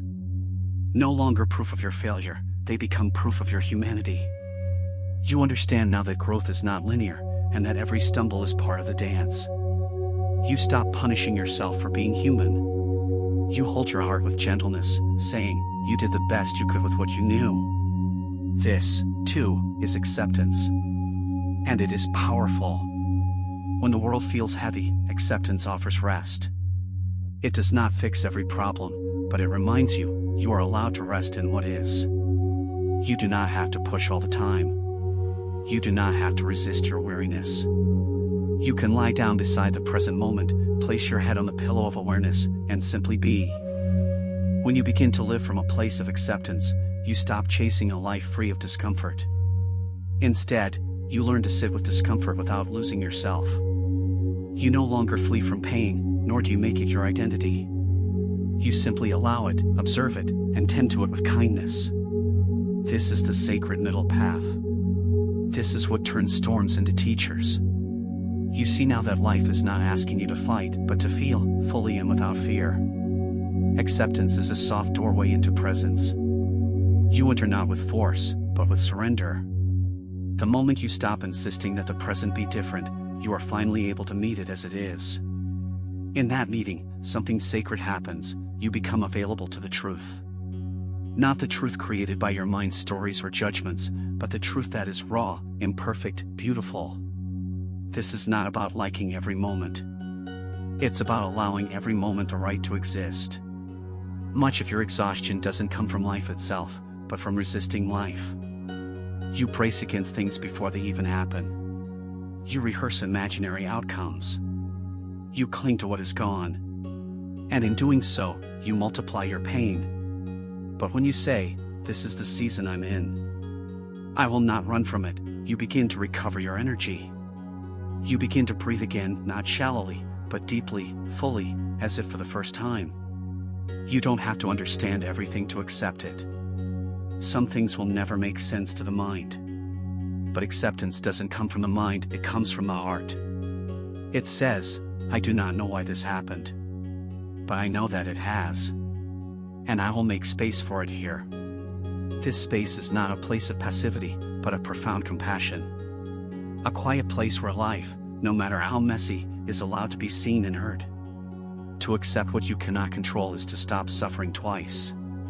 You no longer resist the uncontrollable, and you no longer blame yourself for not changing it. You stop arguing with the rain. You stop pleading with the past. You stop waiting for others to validate your feelings. You return to yourself. And in that return, you find peace, not because things are easy, but because you've stopped making them harder through resistance. Even grief softens in the arms of acceptance.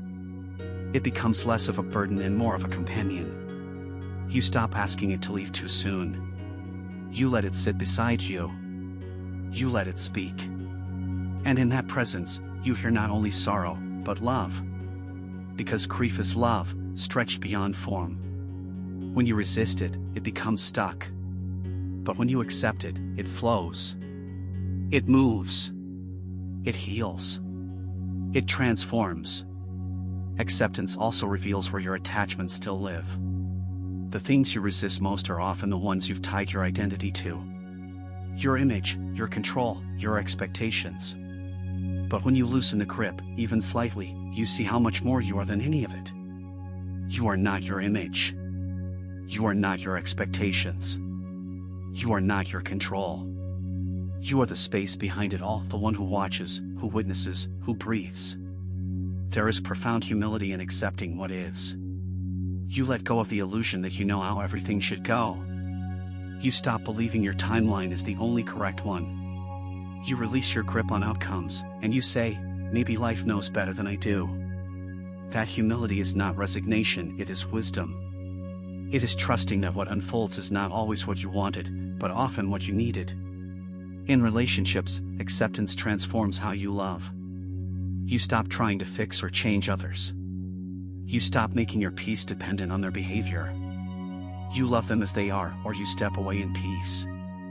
But either way, you stop resisting their reality. You say, this is who they are right now. And from that clarity, you act not out of fear, but out of truth. There is a kind of beauty that only acceptance can reveal. It is the beauty of a cracked face still holding flowers. The beauty of aging skin. The beauty of a rainy day you no longer fight. These are not Instagram moments, they are real. And real is where peace lives. Not in the curated, but in the present. Not in perfection, but in presence. There is a sacred quietness that follows deep acceptance. It is not the silence of giving up, but the silence of no longer struggling. In that stillness, the heart beats softer. The breath deepens. The eyes begin to see again, not with longing or fear, but with clarity. You realize that all the energy spent in resistance was never protecting you, it was only keeping you from peace. Acceptance becomes your liberation, your path home to yourself. You begin to walk differently in the world. Not with tension, but with trust. You no longer push every moment into a mold of your own design. You let life shape itself. And surprisingly, when you let go, things begin to flow. Not always the way you imagined, but often better than you had the wisdom to dream. Because what unfolds from surrender is far more aligned than what is forced from fear. There is deep self-compassion in accepting your emotions. You are no longer trying to bypass your pain or shame your sadness. You sit with your feelings like old friends, curious, kind, patient. You no longer say, I shouldn't feel this. You say, I do feel this, and it's okay. That simple shift dissolves the second arrow of suffering. The pain may remain, but it is no longer fed by judgment. It breathes easier in the open air of awareness.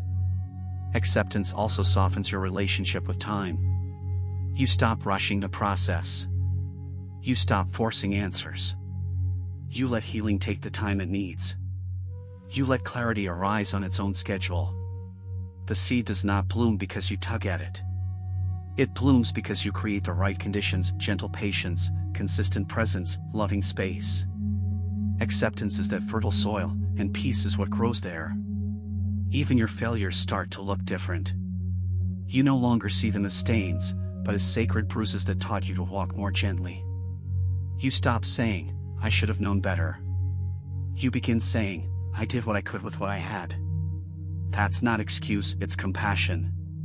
And compassion is the only ground where real growth takes root.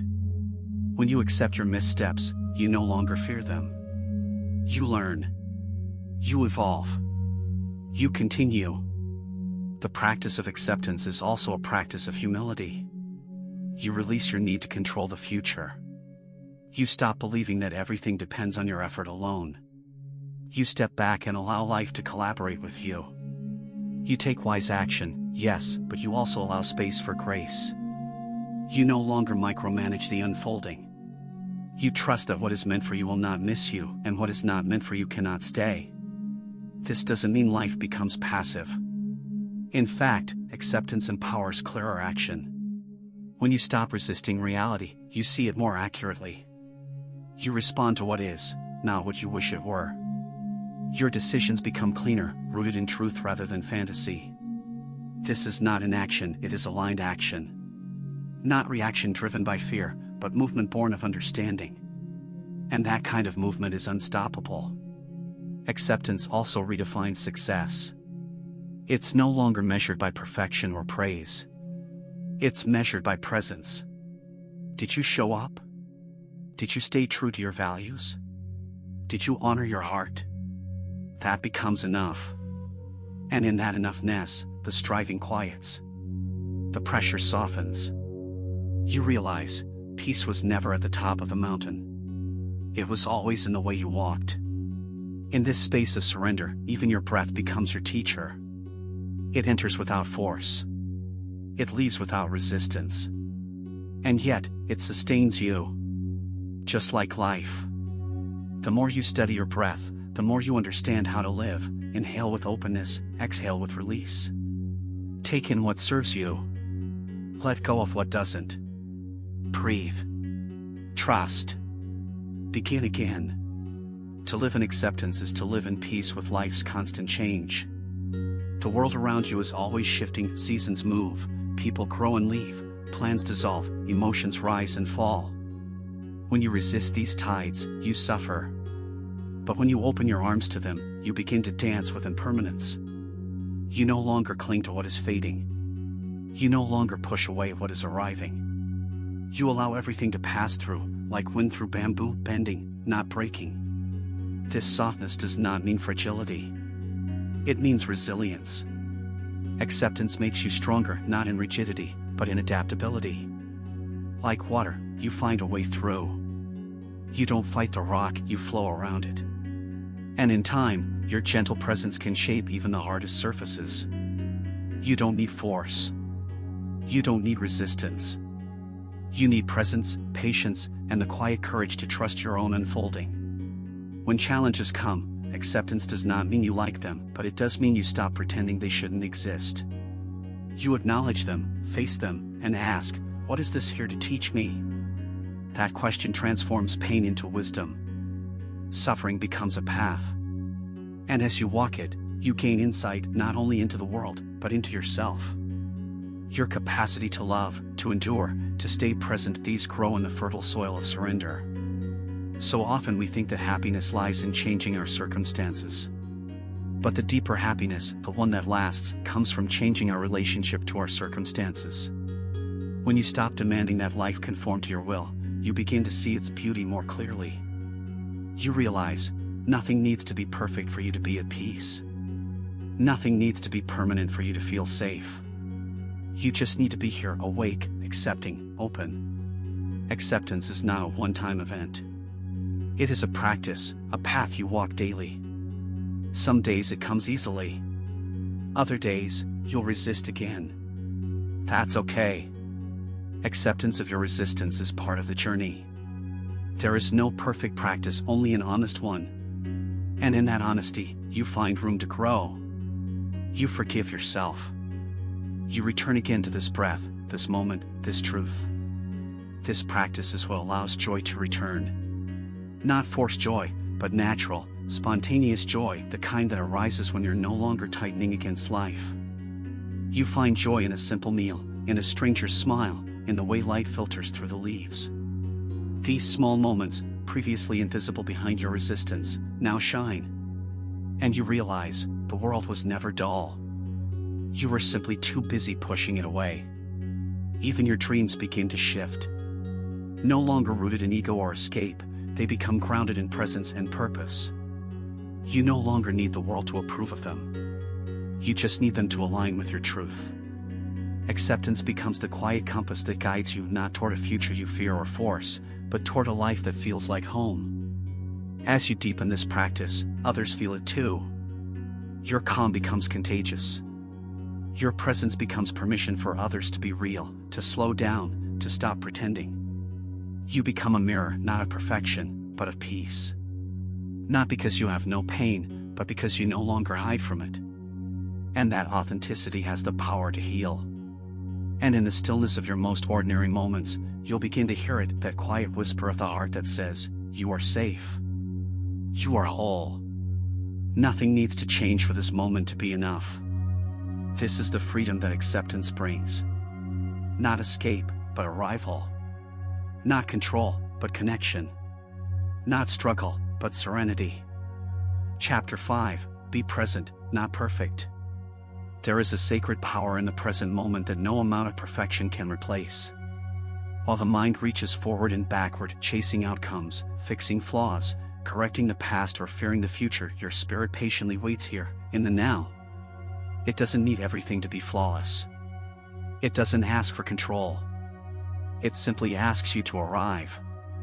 To let go of the exhausting chase for perfection and return to the stillness where peace always lives. Perfection is a prison the ego builds out of fear. It says, if I can make everything just right, I'll be safe. I'll be loved. I'll be enough. But the truth is, nothing outside of you needs to be perfect for you to experience peace. It is not the sharp edges of life that hurt the most, it is our refusal to be present with them. We spend so much time trying to fix life that we forget how to feel it. When you stop chasing perfection, you begin to notice what was always here. The quiet miracle of your breath. The beauty of a sky that asks nothing of you. The soft rhythm of your own heart beating, even on the hardest days. These are not achievements. They are gifts. And they do not require that you be perfect, only that you be aware. Being present means meeting this moment as it is, not how it used to be, not how you hope it will be, but as it lives right now. In this kind of presence, there is no need to perform. No need to impress. No need to calculate your worth. You simply are. And that beingness, untouched by striving, is where real peace begins. The pursuit of perfection is an endless hunger. No matter how much you achieve, it whispers, more. Better.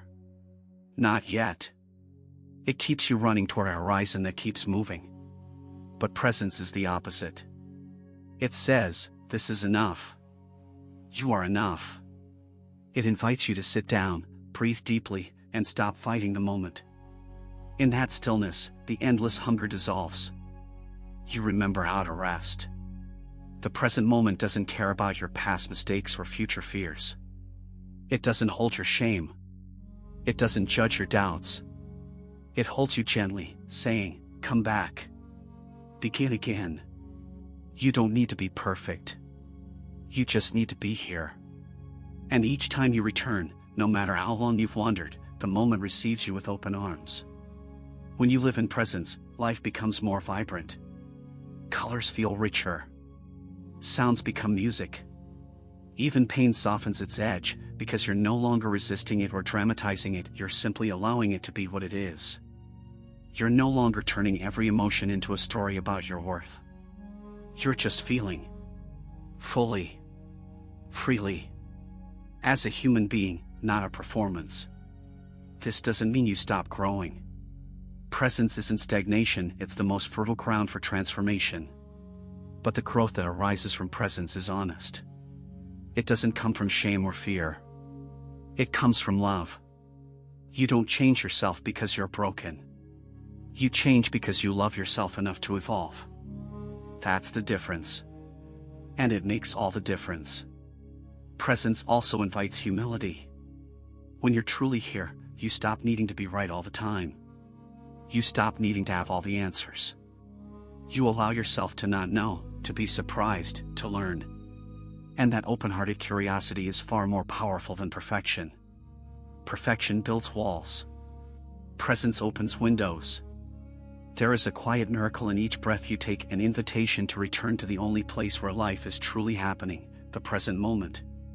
This is where your power lives, not in some imagined future where everything is finally fixed, nor in a past you cannot change. All you truly have is now. And now is not asking you to be flawless. Now is asking you to show up, just as you are, and be fully alive in your own skin. When we chase perfection, we sacrifice presence. We become so entangled in correcting our flaws that we forget to feel the warmth of the sun on our face, the softness of a kind word, the stillness that exists between heartbeats.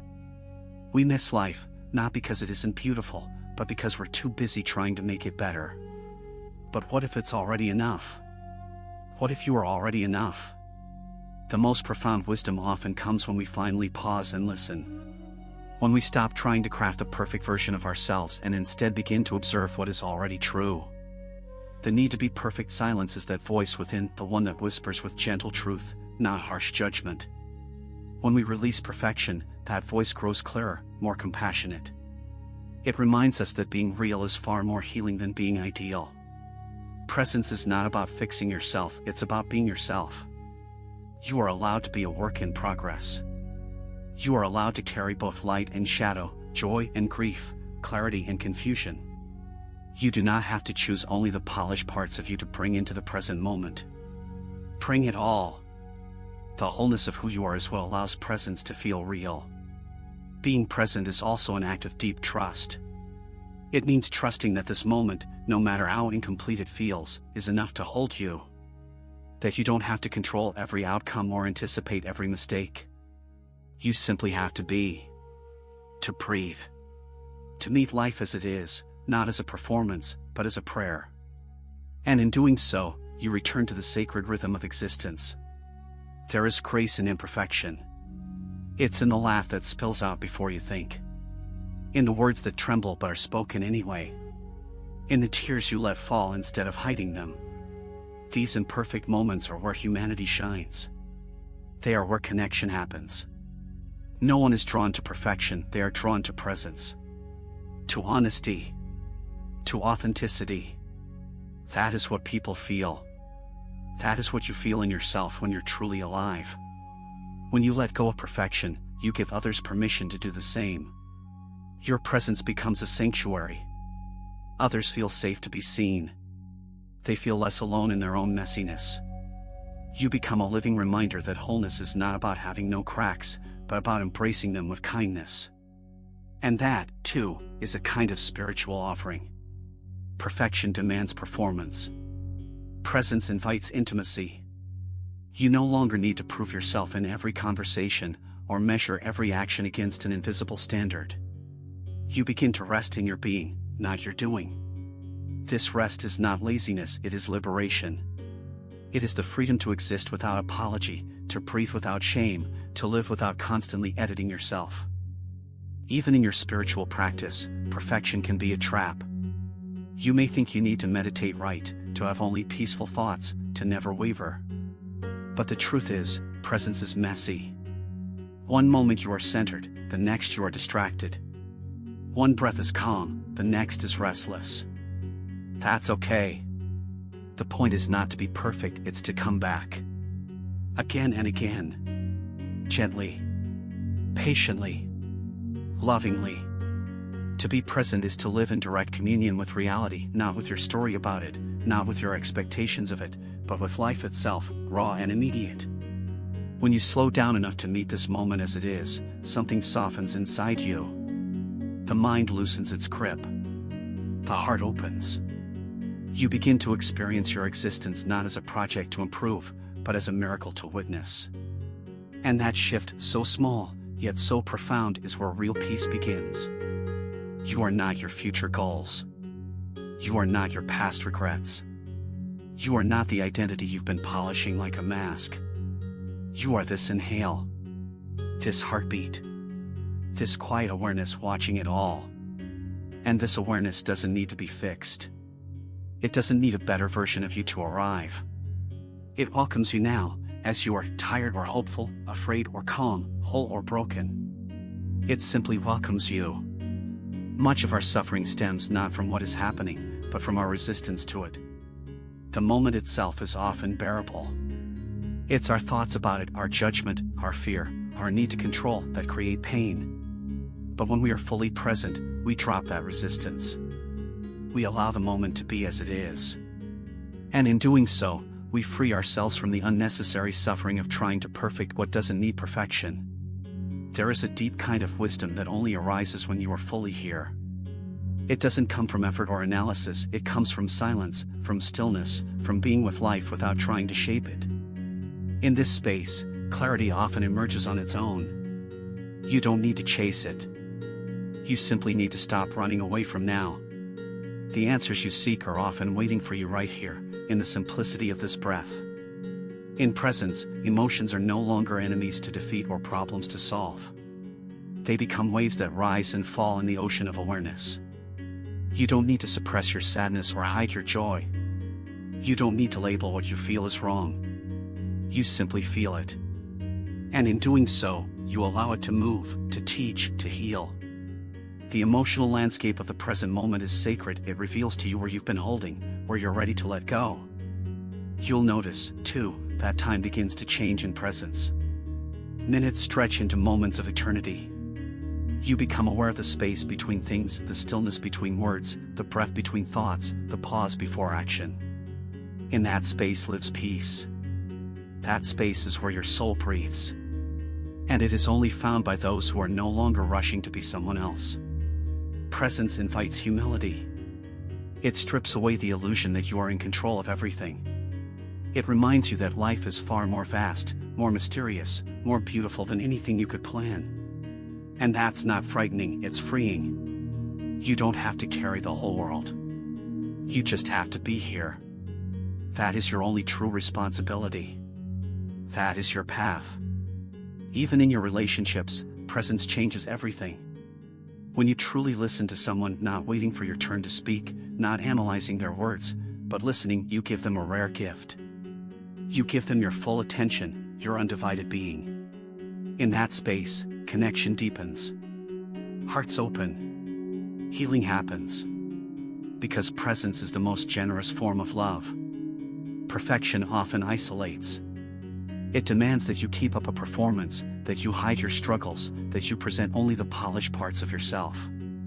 But presence creates belonging. It says, come as you are. You don't need to be fixed to be loved. In that space of radical acceptance, your true self can finally exhale. You don't need to earn your place here. You already belong. So much of modern life teaches you to strive, to do more, be more, accomplish more. But presence is not found in the more. It is found in the enough. In the quiet confidence that this moment, just as it is, holds everything you need. The flowers do not bloom perfectly. The waves do not crash with symmetry. The stars do not align in straight lines.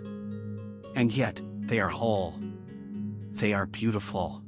They are complete without correction. So are you. Letting go of perfection allows you to stop waiting. Waiting for the right time, the right feeling, the right version of yourself. Presence says, the time is now. Not because everything is ready, but because you are willing. Willing to meet life in its raw, unfinished, sacred state. Willing to be touched by it. Willing to respond with love instead of critique. That willingness is enough to awaken everything inside you. There is a peace that arrives when you no longer need every part of yourself to be tidy. When you stop rushing to edit your feelings, when you stop trying to polish your truth into something more presentable. You allow your soul to be as wild and as quiet as it needs to be. You stop trimming yourself to fit into someone else's idea of beauty. You become a home for yourself, no longer waiting to be approved, because your presence is already a yes. Presence teaches compassion. When you're truly here, you soften not just toward others, but toward yourself. You stop punishing yourself for not being enough. You stop measuring your worth against imaginary standards. You realize, life is not a performance, and you are not here to impress anyone. You are here to awaken, to feel, to love, to be free. And none of that requires perfection.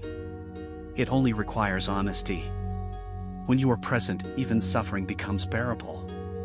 Not because it disappears, but because you stop fighting it. You sit with it. You listen. You breathe into it.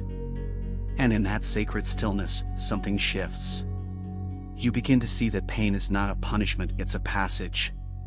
And presence is what allows you to walk through it without abandoning yourself along the way.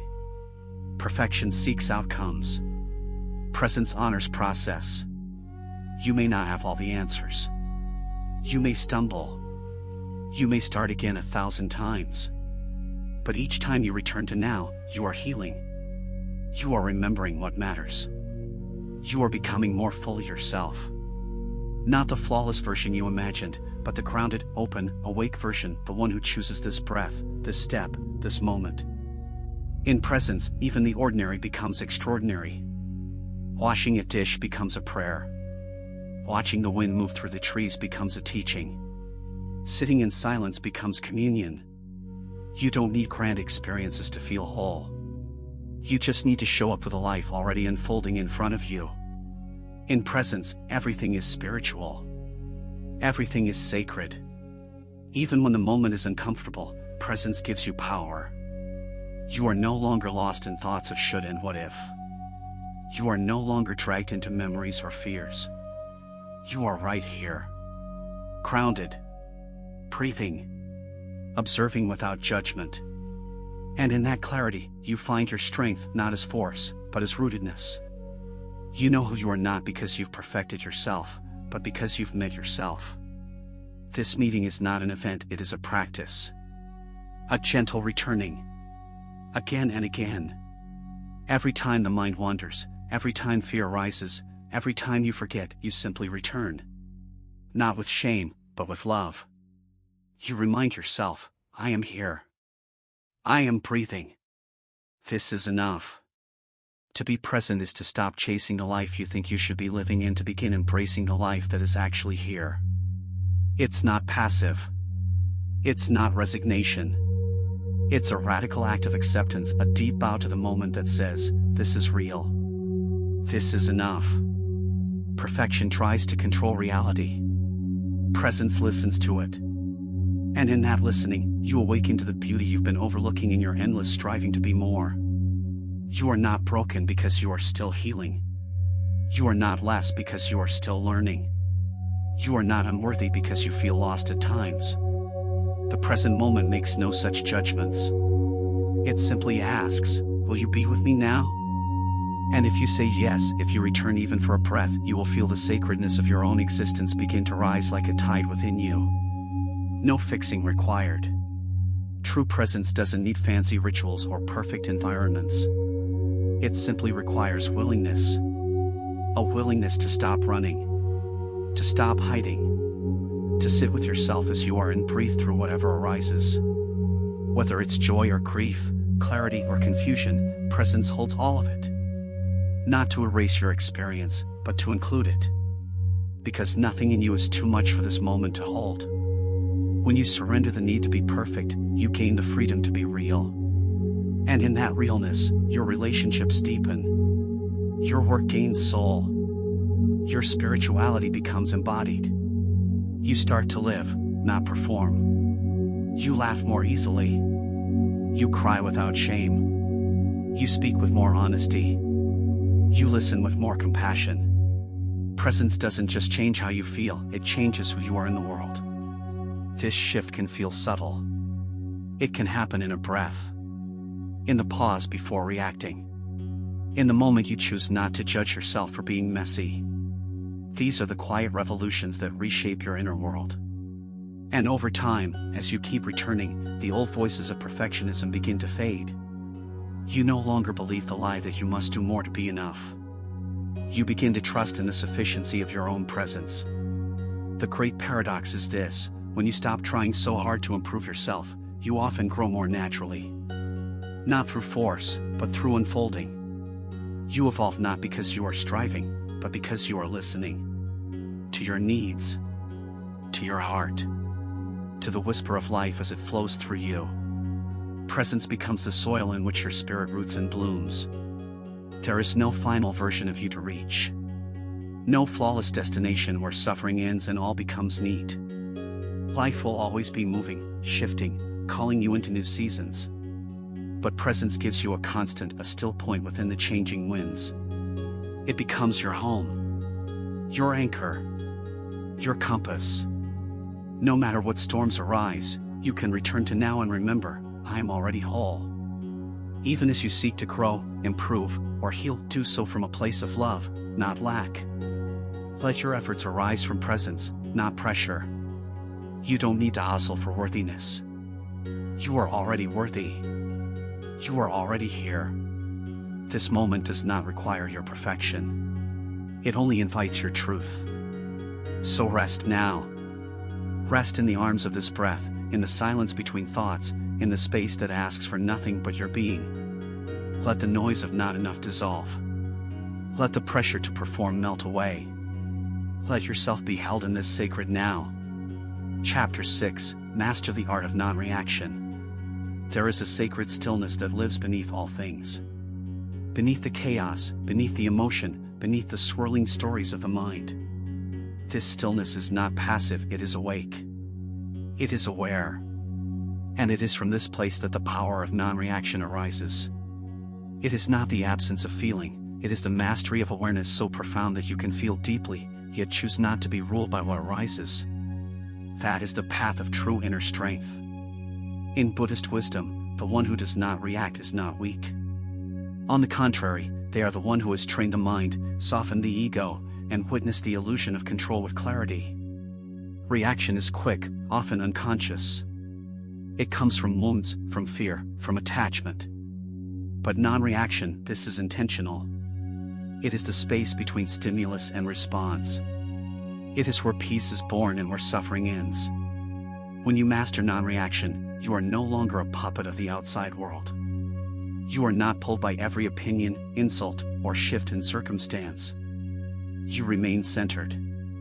Not because life has stopped testing you, but because your relationship with life has changed. You are no longer trying to win every battle. You are learning how to step aside, to breathe, to observe, and in doing so, you reclaim your power. The reactive mind believes it must protect itself at every turn. It fights, defends, explains, justifies, lashes out. But the awakened mind sees that most of these battles are illusions. You are not truly in danger. You are simply uncomfortable. You are not being attacked, you are being shown something unhealed. And if you can pause in that moment, breathe into it, and watch it rise without acting on it, then you are no longer a slave to your habits. This pause is everything. In the moment of pause, you interrupt the momentum of karma. You stop the cycle of cause and effect that keeps suffering spinning. You give yourself the space to respond with awareness instead of impulse. And this space, this breath, this sacred silence is where wisdom speaks. It does not shout. It waits for you to quiet the noise. Only then can it rise. Non-reaction does not mean suppression. It does not mean that you feel nothing or deny your truth. It means that you allow everything to arise, and you meet it with compassion instead of chaos. You say to your anger, I see you. You say to your fear, you are welcome here. But you do not let them steer the wheel. You remain the observer, the listener, the loving presence beneath the storm. Imagine a mountain. Winds howl, rain falls, lightning strikes, but the mountain remains unmoved. So too can your awareness remain steady while emotions pass through you. The clouds do not harm the sky. Your thoughts do not define you. Your emotions are weather, not identity. This is the gift of non-reaction. You begin to see the difference between what is happening inside you and who you really are. And when others come to you with their pain, their anger, their projections, you do not need to meet them at the level of their storm. You can choose to stay in your calm. You can respond without defending, speak without shouting, walk away without guilt. Not out of coldness, but out of clarity. You understand that peace is your responsibility, and not every disturbance deserves your energy. Mastering non-reaction also means trusting the process. You no longer need to control every outcome, prove every point, or punish every wrong. You trust that truth reveals itself in time. You trust that silence can be stronger than words. You trust that your dignity is not something others give you, but something you carry within, quietly, like a flame no wind can put out. When you begin to observe your reactions rather than act on them, you will notice something profound. Many of your responses are habits, not conscious choices. They are echoes of old wounds, echoes of survival strategies learned long ago. And once seen clearly, they begin to lose their grip. That flash of anger, that urge to defend, that need to be right, all of it softens in the light of awareness. And in that softening, freedom is born. Freedom does not mean you never feel triggered. It means that when the trigger is pulled, your finger is not on the weapon. You have trained your inner world to pause, to breathe, to hold space. And in that space, the unconscious loses its power.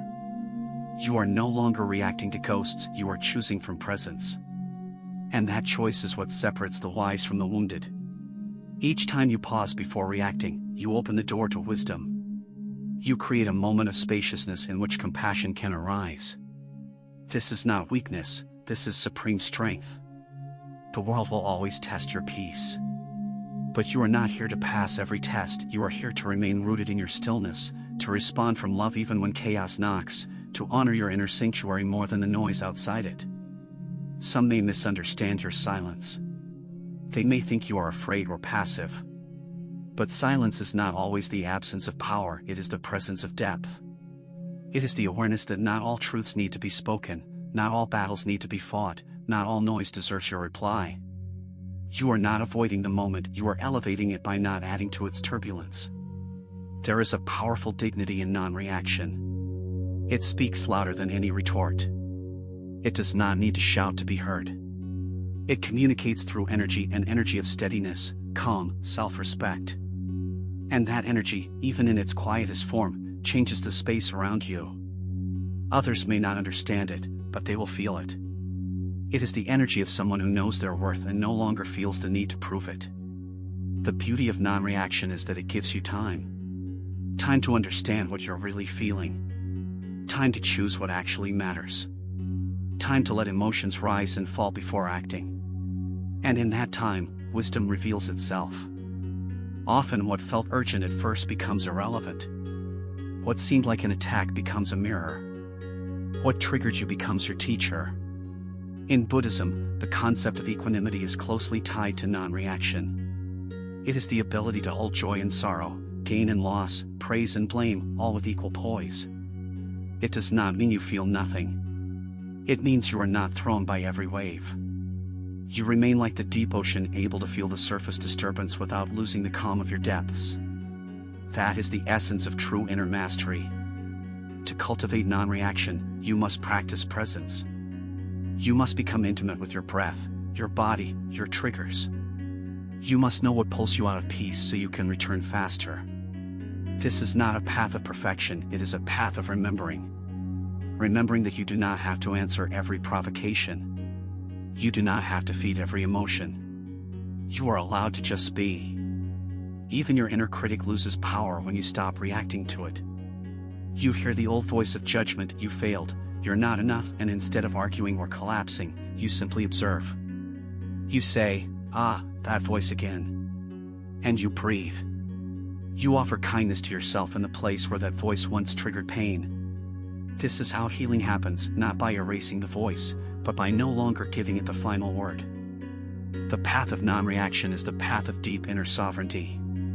It is the journey back to yourself, beyond the noise of external demands and internal habits. You begin to realize that you are not here to control others. You are not here to shape the world to your liking. You are here to be unchangeable within, even as the world changes around you. Not rigid, but rooted. Not numb, but not attached. This is the real freedom. The one who reacts is always at the mercy of others. They live in reactivity, like a flame flickering wildly in the wind. But the one who observes, who chooses rather than reacts, is like a candle sheltered from the storm. Their light remains steady. Their warmth remains intact. They know that energy is sacred, and not every situation deserves the burning of that sacred fire. In a world addicted to reaction, your calm becomes a rebellion. A quiet one. A soft one. But a powerful one nonetheless. People will wonder why you do not argue. Why you do not defend. Why you do not fall into the traps set by others' egos. It is not because you are weak, it is because you are wise. You have seen what reaction steals from you: peace, clarity, dignity. And you have chosen to protect these treasures with silence. This does not mean you allow harm. This does not mean you become indifferent to injustice or abuse. Non-reaction is not non-action. It is action born from consciousness rather than impulse. It is knowing that responding from peace is more effective than reacting from pain. It is the power to act without being hijacked by emotion. And that power is what makes your presence a force of transformation. Most people react because they cannot hold the discomfort of their own emotions. Anger, shame, fear, these rise up quickly, and the urge to do something becomes overwhelming. But the trained mind, the practiced heart, learns to sit with that discomfort, to breathe with it, to welcome it like a visitor. You begin to realize that feelings are not emergencies. They are energies passing through.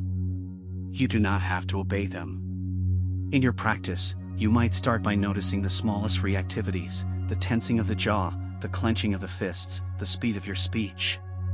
These are signs, not of danger, but of invitation. An invitation to return to yourself, to pause, to soften, to choose. You are not powerless here. Even if the world around you is chaotic, you are free in how you respond to it. Buddhist wisdom teaches that the greatest power is restraint. Not repression, but wise restraint. To know that you could respond with anger but choose patience instead. To know that you could speak with bitterness but choose silence instead. Not because you are avoiding the truth, but because you are honoring it. Because truth does not need to be loud. It simply needs to be lived.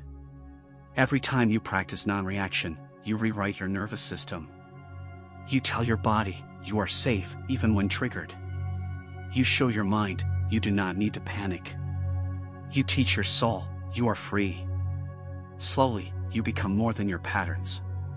You become presence itself. Grounded. Awake. Able to feel everything without losing yourself in anything. And this is when something beautiful begins to happen. You stop fearing other people's energy. Their anger, their sadness, their projections, they no longer pull you into their storm. You see their reaction for what it is, their own work, their own karma, their own journey. You hold compassion, but you no longer absorb what is not yours. You stay rooted in your own quiet strength. There is a serenity that arises only when you have nothing to prove. When you no longer seek to control what others think, say, or feel, a vast spaciousness opens within you. And in that space, you discover peace, not the peace that depends on circumstances being perfect, but the unshakable peace of not needing to react. You see clearly that the storm outside you is not the storm within you. That separation is liberation. Non-reaction teaches you to listen before you speak, and even more deeply, to listen within before you respond. The world rushes. It pushes. It demands. But you are not of that rhythm anymore. You walk slower now. You breathe deeper. You know that a calm mind sees more clearly than a loud one. So you pause. Not to escape, but to see truly. And in that pause, wisdom can finally emerge. Many people confuse reactivity with strength. They believe the loudest voice wins. They think the sharpest reply is the most powerful. But real strength is quiet. It is measured. It does not need to dominate. It understands that silence, when chosen consciously, is the most grounded reply. When you master the art of non-reaction, your very presence becomes the message, calm, aware, untouched. You become like the surface of still water, clear, reflective, and undisturbed. Even when stones are thrown, the ripples pass and the clarity returns. You don't cling to the splash. You don't become the stone. You let what comes, come. You let what goes, go. And in the stillness that remains, you live. Not as a fixed identity, but as awareness itself, wide, open, and unattached. Reaction is often a defense mechanism. But non-reaction is an invitation to go inward, to meet yourself in the discomfort, to grow beyond the old reflexes. You begin to value response over retaliation, understanding over winning, healing over being right. And suddenly, the conflicts that once consumed you feel irrelevant. You are not above them, you are simply not entangled anymore. In this state, your energy becomes precious. You guard it not with walls, but with intention. You no longer give away your peace to every passing disturbance. You do not explain yourself where no understanding is possible. You do not chase validation. You remain inwardly grounded. And when you speak from clarity, not reaction, from love, not defense. Even in intimate relationships, this principle transforms everything. When a partner lashes out or a friend misinterprets you, your pause becomes a mirror. Instead of escalating, you reflect. Instead of reacting, you hold. Your calmness creates safety. Your steadiness becomes a sanctuary. It allows others to soften too, to come back to presence, to meet you in stillness rather than chaos. There will always be people who want a reaction. Their chaos seeks to awaken yours. Their pain seeks a match. But you no longer participate in that game. You see it, but you do not enter it. You bow to their suffering, but you do not become it. This is not indifference, it is wisdom. You have learned that peace cannot be defended through war. It is sustained only through presence. And slowly, you begin to notice a shift in your life. Conversations become more meaningful. Conflicts become less consuming. You navigate the day with more grace. And in the spaces where you used to react, now there is breath. Spaciousness. Softness. In this stillness, you begin to heal. Not through doing, but through being.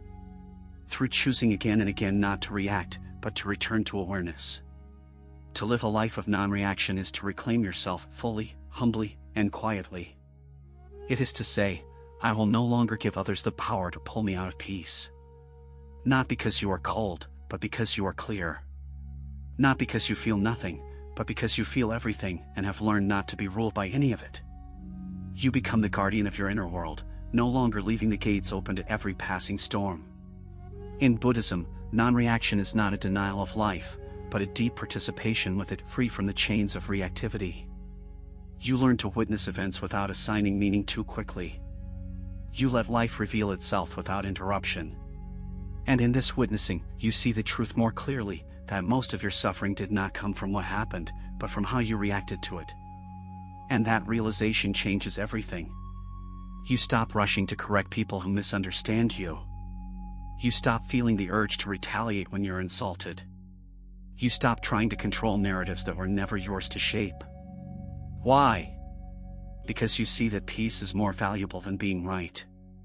Your well-being is more sacred than your pride.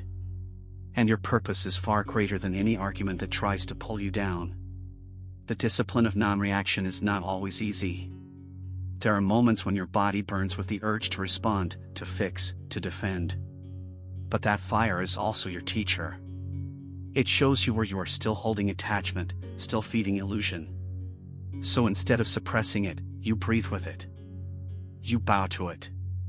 You let it move through you without moving you. And each time you do this, the fire transforms into light. Eventually, your silence becomes a sanctuary, not just for you, but for others. People feel safer around your stillness. They sense your steadiness, even if they don't understand it. You begin to live like the quiet forest or the still mountain, unchanging in your essence, even as seasons pass. And from that place, you inspire without effort, you heal without force, and you guide without needing to lead. You begin to love differently too. With less attachment and more freedom. With fewer expectations and more presence. You realize that not reacting allows people to show you who they truly are. And in that clarity, you make better choices, not from emotion, but from truth. You are no longer trapped in cycles of blame and defense. You are free to love from peace, not from need.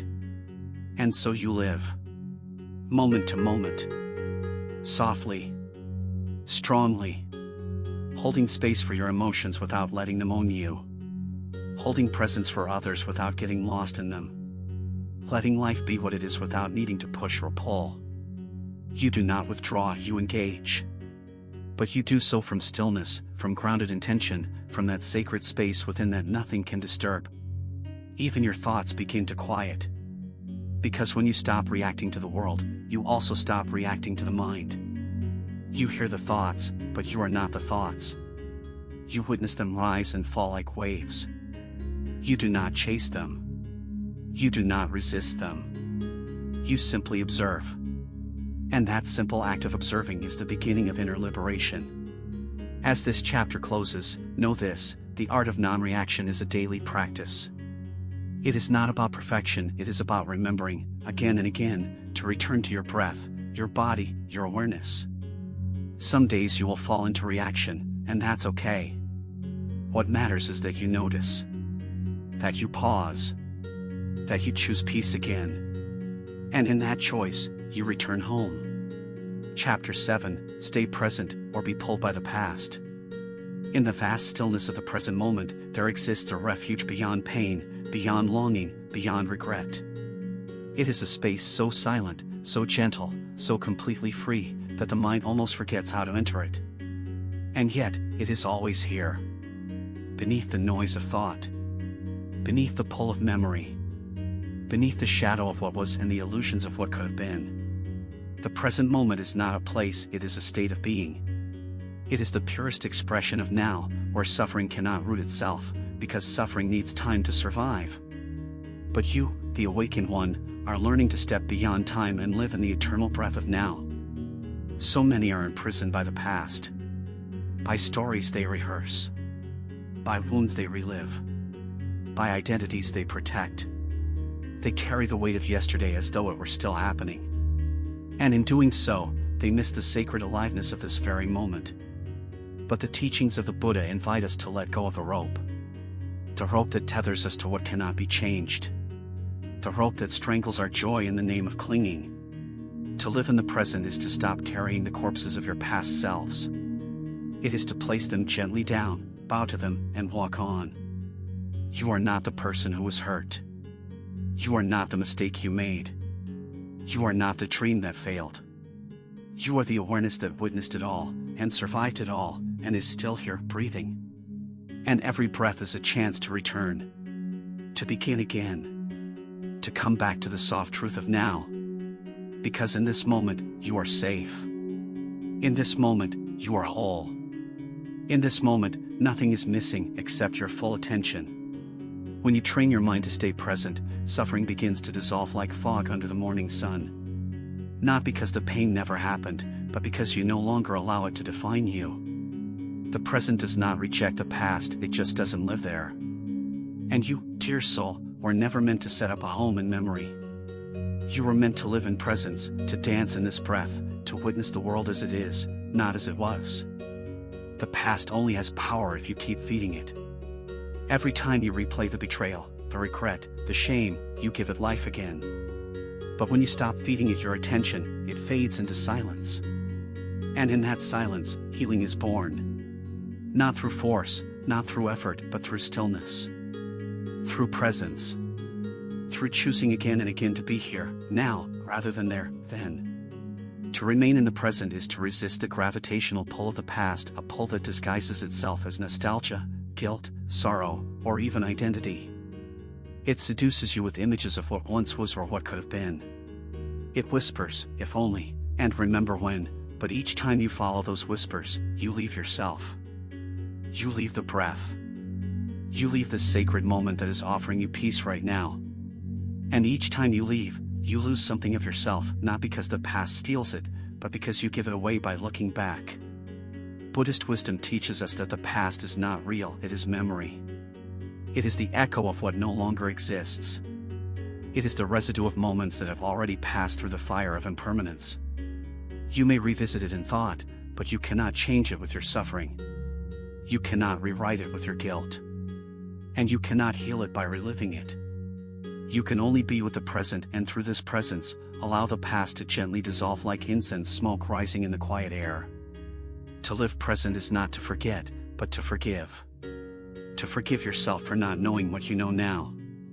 To forgive others for acting from their own pain and unconsciousness. To forgive time itself for unfolding the way it did. Forgiveness is the path that clears the doorway to now.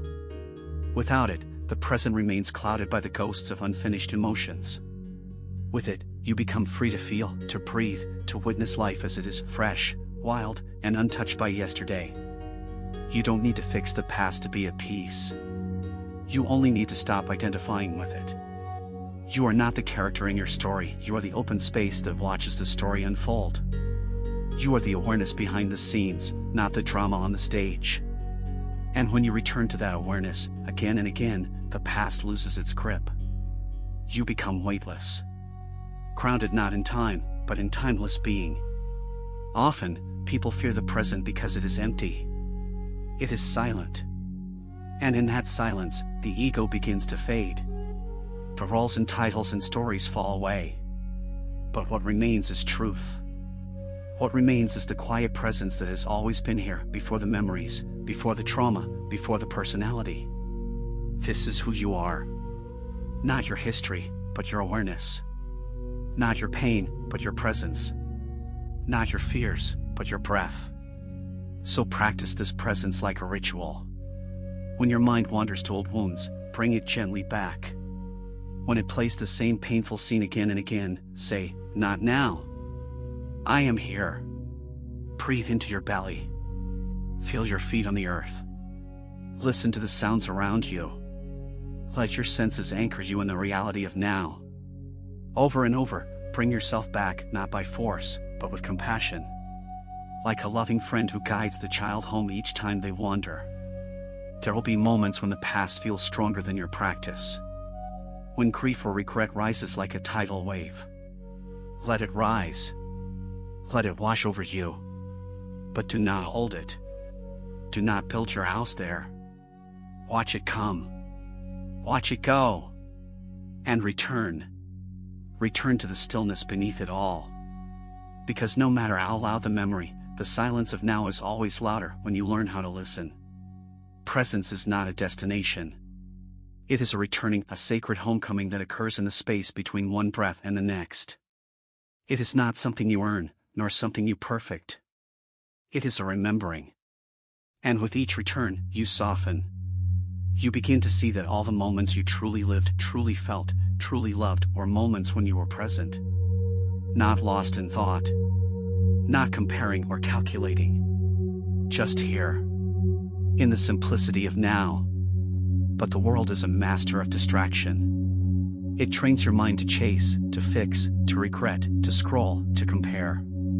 And so, without practice, your attention is pulled into the past like a current, subtle, powerful, and often invisible. You might not even notice you've drifted. Until, one day, you look up and realize you have been living in memories, not in reality.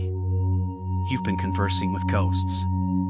And the life that is blooming right now has gone unseen, untouched, unlived. This is why mindfulness is sacred. Because it awakens you from the trance of yesterday. It calls your spirit back into the body. It anchors your soul into the breath. It says, "Come back. You are missing your life." And this calling is not loud, it is quiet, like the wind through leaves or the hush of snow.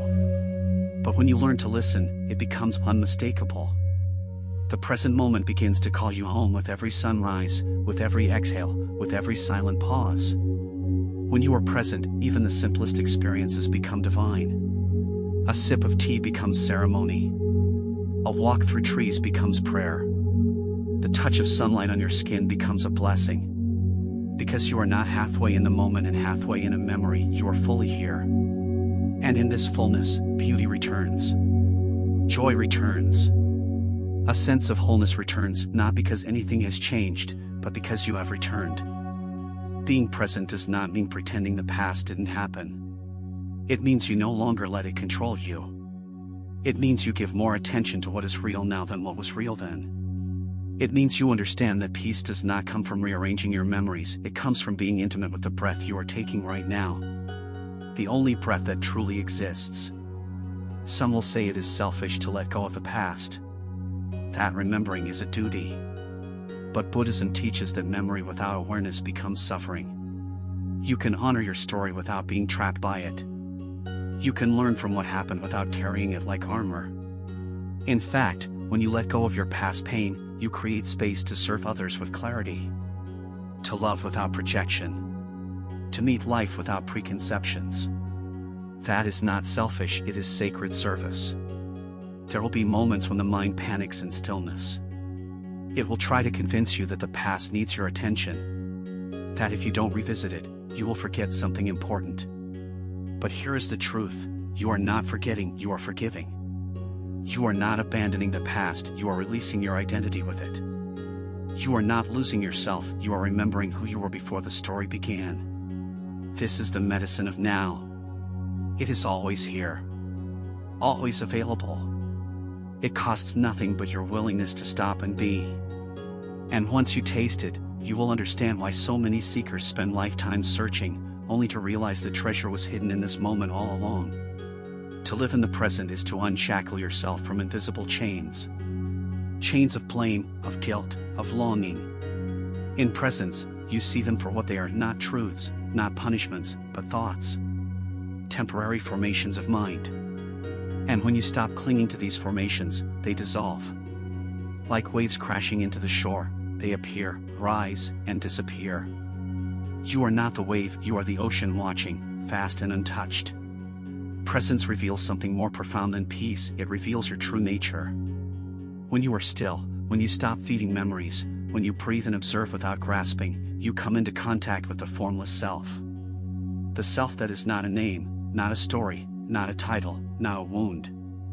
This self cannot be described, only known. And this knowing is not intellectual. It is a silent recognition. Ah, I am that which is aware. You do not find this by thinking, you find it by being. But the ego resists this truth, for it is built on identity.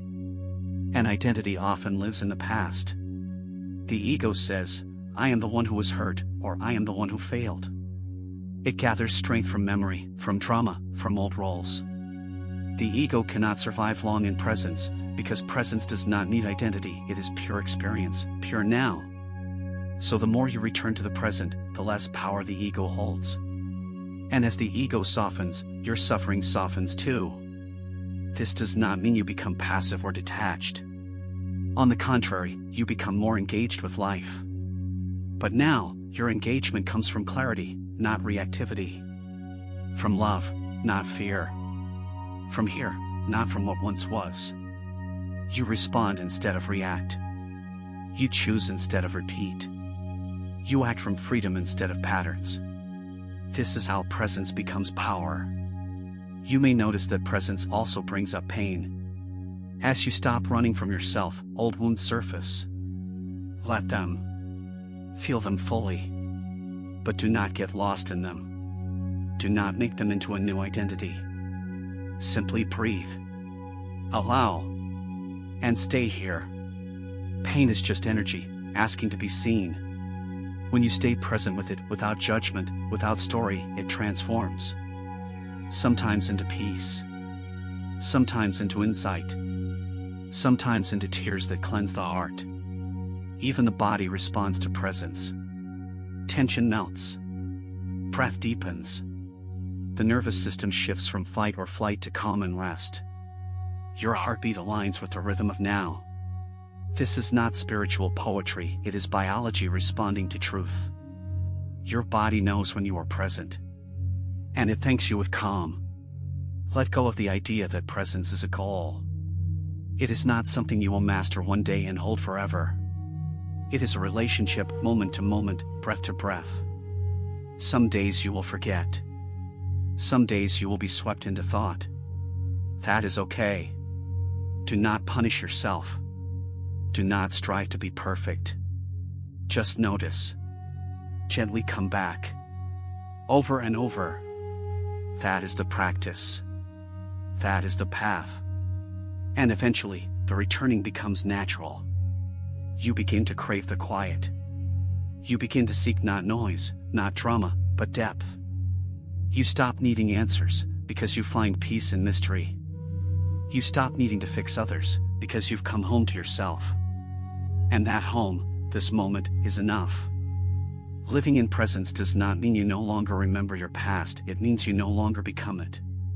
You hold it gently, like an old photograph. You honor the journey, but you do not re-enter the pain. You no longer sit inside the ruins, you walk past them, blessing the path that brought you here. For the teachings of Buddhism do not ask you to forget, they ask you to be free. And freedom begins the moment you stop seeking peace in a place that no longer exists. As you walk this path of awareness, you'll begin to notice a quiet miracle. Life meets you differently when you are present. Conversations become deeper. Food tastes richer. Nature reveals its hidden rhythms. People feel your stillness and respond to it. They soften. They open. Because presence is contagious. It changes rooms. It heals atmospheres. It's not just a gift to yourself, it's a gift to the world. You may find that people around you are still trapped in the past. Caught in their loops, their wounds, their unresolved narratives. Do not judge them. And do not try to drag them into presence, they must walk that bridge on their own. But you can be the reminder. You can be the silent presence that shows them peace is possible. You can be the space where they feel safe enough to be here, without performance, without defense. Presence also makes you more available to joy, not the kind that is loud and fleeting, but the kind that is quiet and deep. The joy of simply being. The joy of watching a bird land. Of hearing rain on the roof. Of feeling your own heartbeat in your chest. This joy needs no event, no achievement. It is not the result of something. It is the return to something. Something ancient. Something sacred. Something real. You will still face challenges. You will still feel grief, anger, and fear. But when you are present, these emotions move through you instead of taking residence. They become like weather, temporary, passing, nothing to fear. You stop fighting them, and in that surrender, suffering lessens. You become the sky, not the storm. The witness, not the chaos. And even in your hardest moments, you know, this too is now, and now is always changing. Let your life become a meditation, not just on the cushion, but in every act. Washing dishes, speaking to a friend, walking through a market, let these be sacred. Let these be your temple. There is no need to seek enlightenment elsewhere. You are standing in it. Breathing in it. Living in it. The more present you are, the more clearly you see that there is nothing ordinary about this moment at all. It is holy. It is alive. It is enough. So, dear soul, release your grip on what was. Lay down the burden of becoming. And come home to what is. This moment. This breath. This gentle now. For it is here, and only here, that life is waiting to meet you. Not as a past version of yourself. Not as someone who needs fixing. But exactly as you are awake, alive, and free. Chapter 8, Detach from outcomes and trust the flow. In the quiet wisdom of Buddhism, one of the most profound lessons is to let go of clinging not just to people or things, but to results. The mind, conditioned by desire and fear, constantly reaches toward outcomes. It projects its peace into the future. I'll be happy when I get this. I'll feel safe if that happens.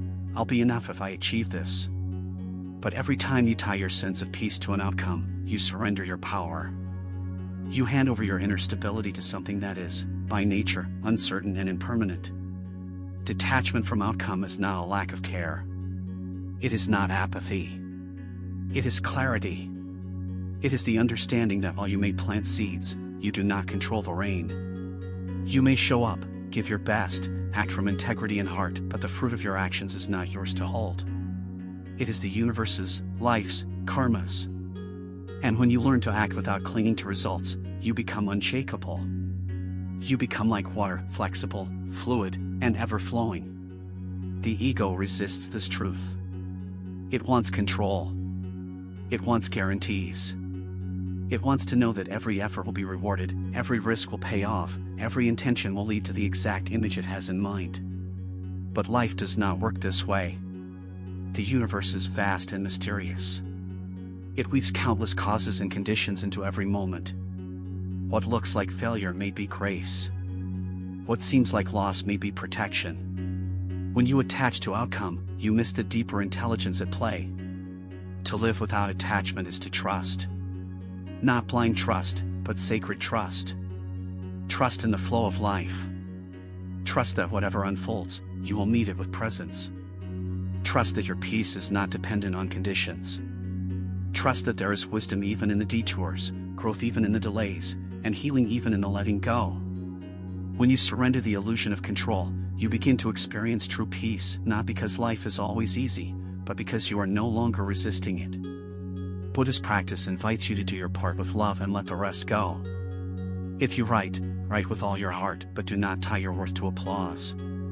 If you speak, speak your truth, but do not grasp for agreement. If you love, love fully, but do not try to possess. Action is yours. Outcome is not. This simple truth, when truly understood, is freedom. It is the end of striving and the beginning of peace. Even suffering softens when you stop fighting for a different outcome. So much pain is born not from what is, but from wishing it were otherwise. The mind says, this should not have happened. The heart resists, tightens, closes. But when you surrender into the flow, even if it carries you through shadow, you remain open. And in that openness, healing begins. Not because life gave you what you wanted, but because you stopped demanding it to. To detach is not to float aimlessly. It is to walk with purpose, yet without desperation. To move forward, yet without clinging. To dream, but not to be enslaved by your dreams. And when outcomes surprise you, as they will, you bow to them, learn from them, and keep going. You are not broken by change. You are shaped by it. You are not defined by what happens, you are defined by your response. The river does not resist the shape of the land. It moves with it, around it, through it. And in doing so, it carves great valleys, nourishes fields, and reaches the sea. In the same way, when you stop resisting the unfolding of life, you begin to flow with it. This is the heart of detachment, not disengagement, but alignment. You are no longer trying to force the current. You are learning to trust it. You are learning to say, let it unfold. I will meet each moment as it comes. But this trust does not grow overnight. It is cultivated gently, like a seed that needs both sunlight and rain. At first, the habit of control will return. You will want certainty. You will find yourself attached to how others respond, to how plans turn out, to how life moves. That is human. But in these moments, return to your breath. Return to the body. Return to now. Ask yourself, can I let this be enough, just as it is? Over time, that simple question becomes a doorway to freedom. Detachment is a practice of the heart. And the heart, when uncluttered by craving, begins to expand. It opens not because everything went according to plan, but because you are no longer closed off when it doesn't. You realize you are strong enough to stay open even in the face of disappointment. You realize that even in chaos, your center can remain untouched. This is not coldness, it is deep, unwavering presence. In Zen, there is a teaching, chop wood, tarry water. It reminds us that peace is found not in outcomes, but in simple, grounded action.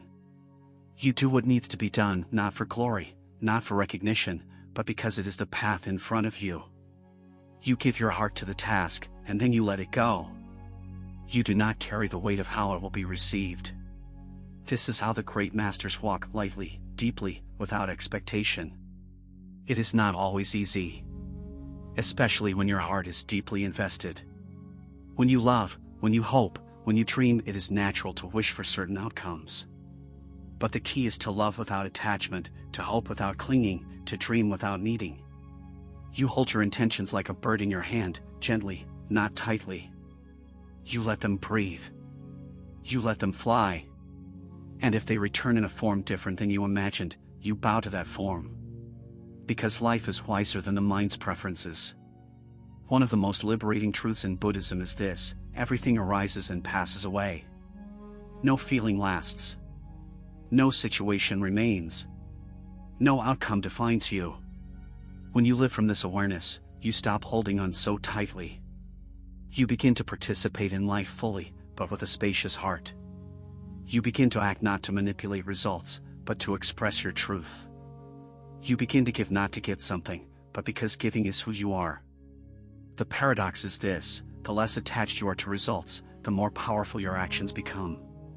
Why? Because they are pure. They are not contaminated by desperation, anxiety, or fear. They come from presence. And presence is the most potent energy there is. People feel it. The universe responds to it. And even if things don't go your way, you walk away with peace because you know you showed up in truth. You may begin to notice a shift. The more you detach from outcomes, the more synchronicity appears. The more ease you feel, the more beauty you see. This is not magic, it is the natural result of alignment. When you stop blocking life with your demands, life flows through you. Not always as you expected, but always as it is meant to. Surrender is not weakness. It is not waving a white flag and retreating from life. In Buddhism, surrender is a courageous act. It is the moment you stop fighting with what is. It is the moment you stop shouting, "This should be different," and instead whisper, "Let me meet this with presence." This inner shift is powerful. It transforms resistance into receptivity. It opens the heart to reality, no longer filtered by expectation. And in that openness, a quiet power awakens. When you no longer insist that things go your way, you become available to the way things are. This does not mean you stop acting or stop desiring. It means your actions are no longer tainted by fear, and your desires are no longer prisons. You act, and then you release. You hope, and then you breathe. You live fully, but not tightly.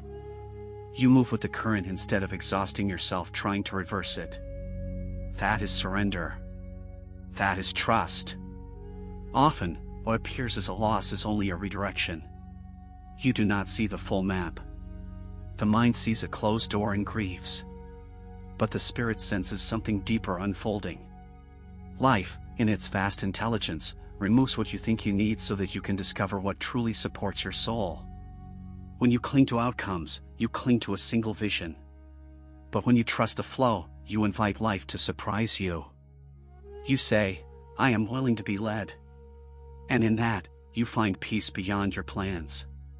To detach from results is also to honor the impermanence of all things. Nothing lasts.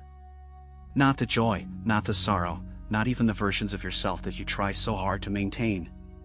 When you stop tying your happiness to things that come and go, you start to feel an inner stability. A quiet ground beneath the shifting surface. That ground is presence. That ground is enough. This does not mean you become passive. Buddhism is not about withdrawing from life. It is about engaging with clarity. You still dream. You still plan. You still plant seeds. But you are not shaken when the season changes. You adapt. You listen. You keep showing up not as a puppet of outcomes, but as a participant in the mystery. You realize your peace was never at the finish line. It was always here, in the walking. So how do you practice this? Begin small. Notice the little moments when your mind latches on when it wants praise, or success, or certainty. Take a breath. Ask, "Can I do this with love?" and let go of what follows. When someone doesn't respond the way you hoped, breathe. When the plan changes, pause. When life disrupts your vision, come back to this moment. Each of these is an invitation to let go and return to now. Letting go of outcomes also creates room for wonder. When you stop scripting every scene, you allow space for the unscripted to emerge. You begin to trust that life may know more than your limited view. And often, it brings something richer than what you imagined. A deeper connection. A new direction. A hidden blessing. But none of this can be seen if your gaze is fixed only on one imagined result. The deepest gift of detachment is this: it frees you from fear. Fear of failure, fear of rejection, fear of being unseen. Because when your actions are not tied to result, you cannot fail. You can only express. And every expression from presence is complete in itself. You are no longer trying to win. You are simply being true. And that truth, in itself, is liberation. There is a quiet strength in those who no longer chase outcomes. You can see it in their eyes, calm, clear, unhurried. You can feel it in their presence, grounded, full, undisturbed. These are the souls who have tasted the truth, that clinging leads only to suffering, and surrender leads to serenity. Not the kind of serenity that floats above life, but one that walks inside it, unshaken, soft, deeply awake. They have learned to live without needing each moment to fulfill a script. And so, each moment becomes enough. Buddhism teaches that suffering arises not from pain, but from resistance to pain. Not from change, but from resisting change. It is this subtle grasping, this craving for certainty, that tightens the heart. When we say this must happen, or that must not, we create tension. We disconnect from the natural rhythm of life. But when we let go, something extraordinary happens. We return to alignment with the Tao, the Dharma, the silent flow that guides all things. We don't disappear. We become more fully here. When you live without attachment to outcomes, you become more intimate with the moment. You notice its richness. The way light moves through a window. The warmth of a cup in your hand. The kindness in a stranger's eyes. You no longer rush past these details, chasing some imagined completion. You see that the moment is already whole. That you, simply breathing here, are already inside the miracle. And that no achievement or result can add to that truth. Letting go of outcomes also heals relationships.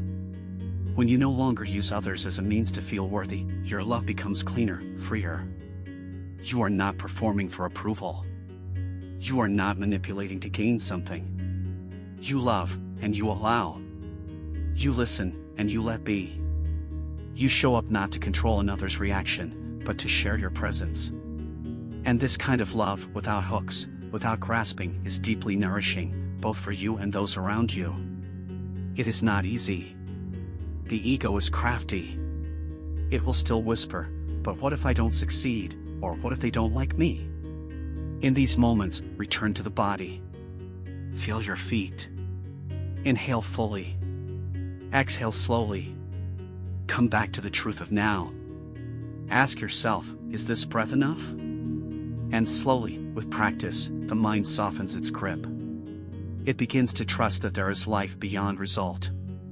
That presence itself is success. That peace is not a prize, it is a path. Some may fear that without attachment, they'll lose ambition.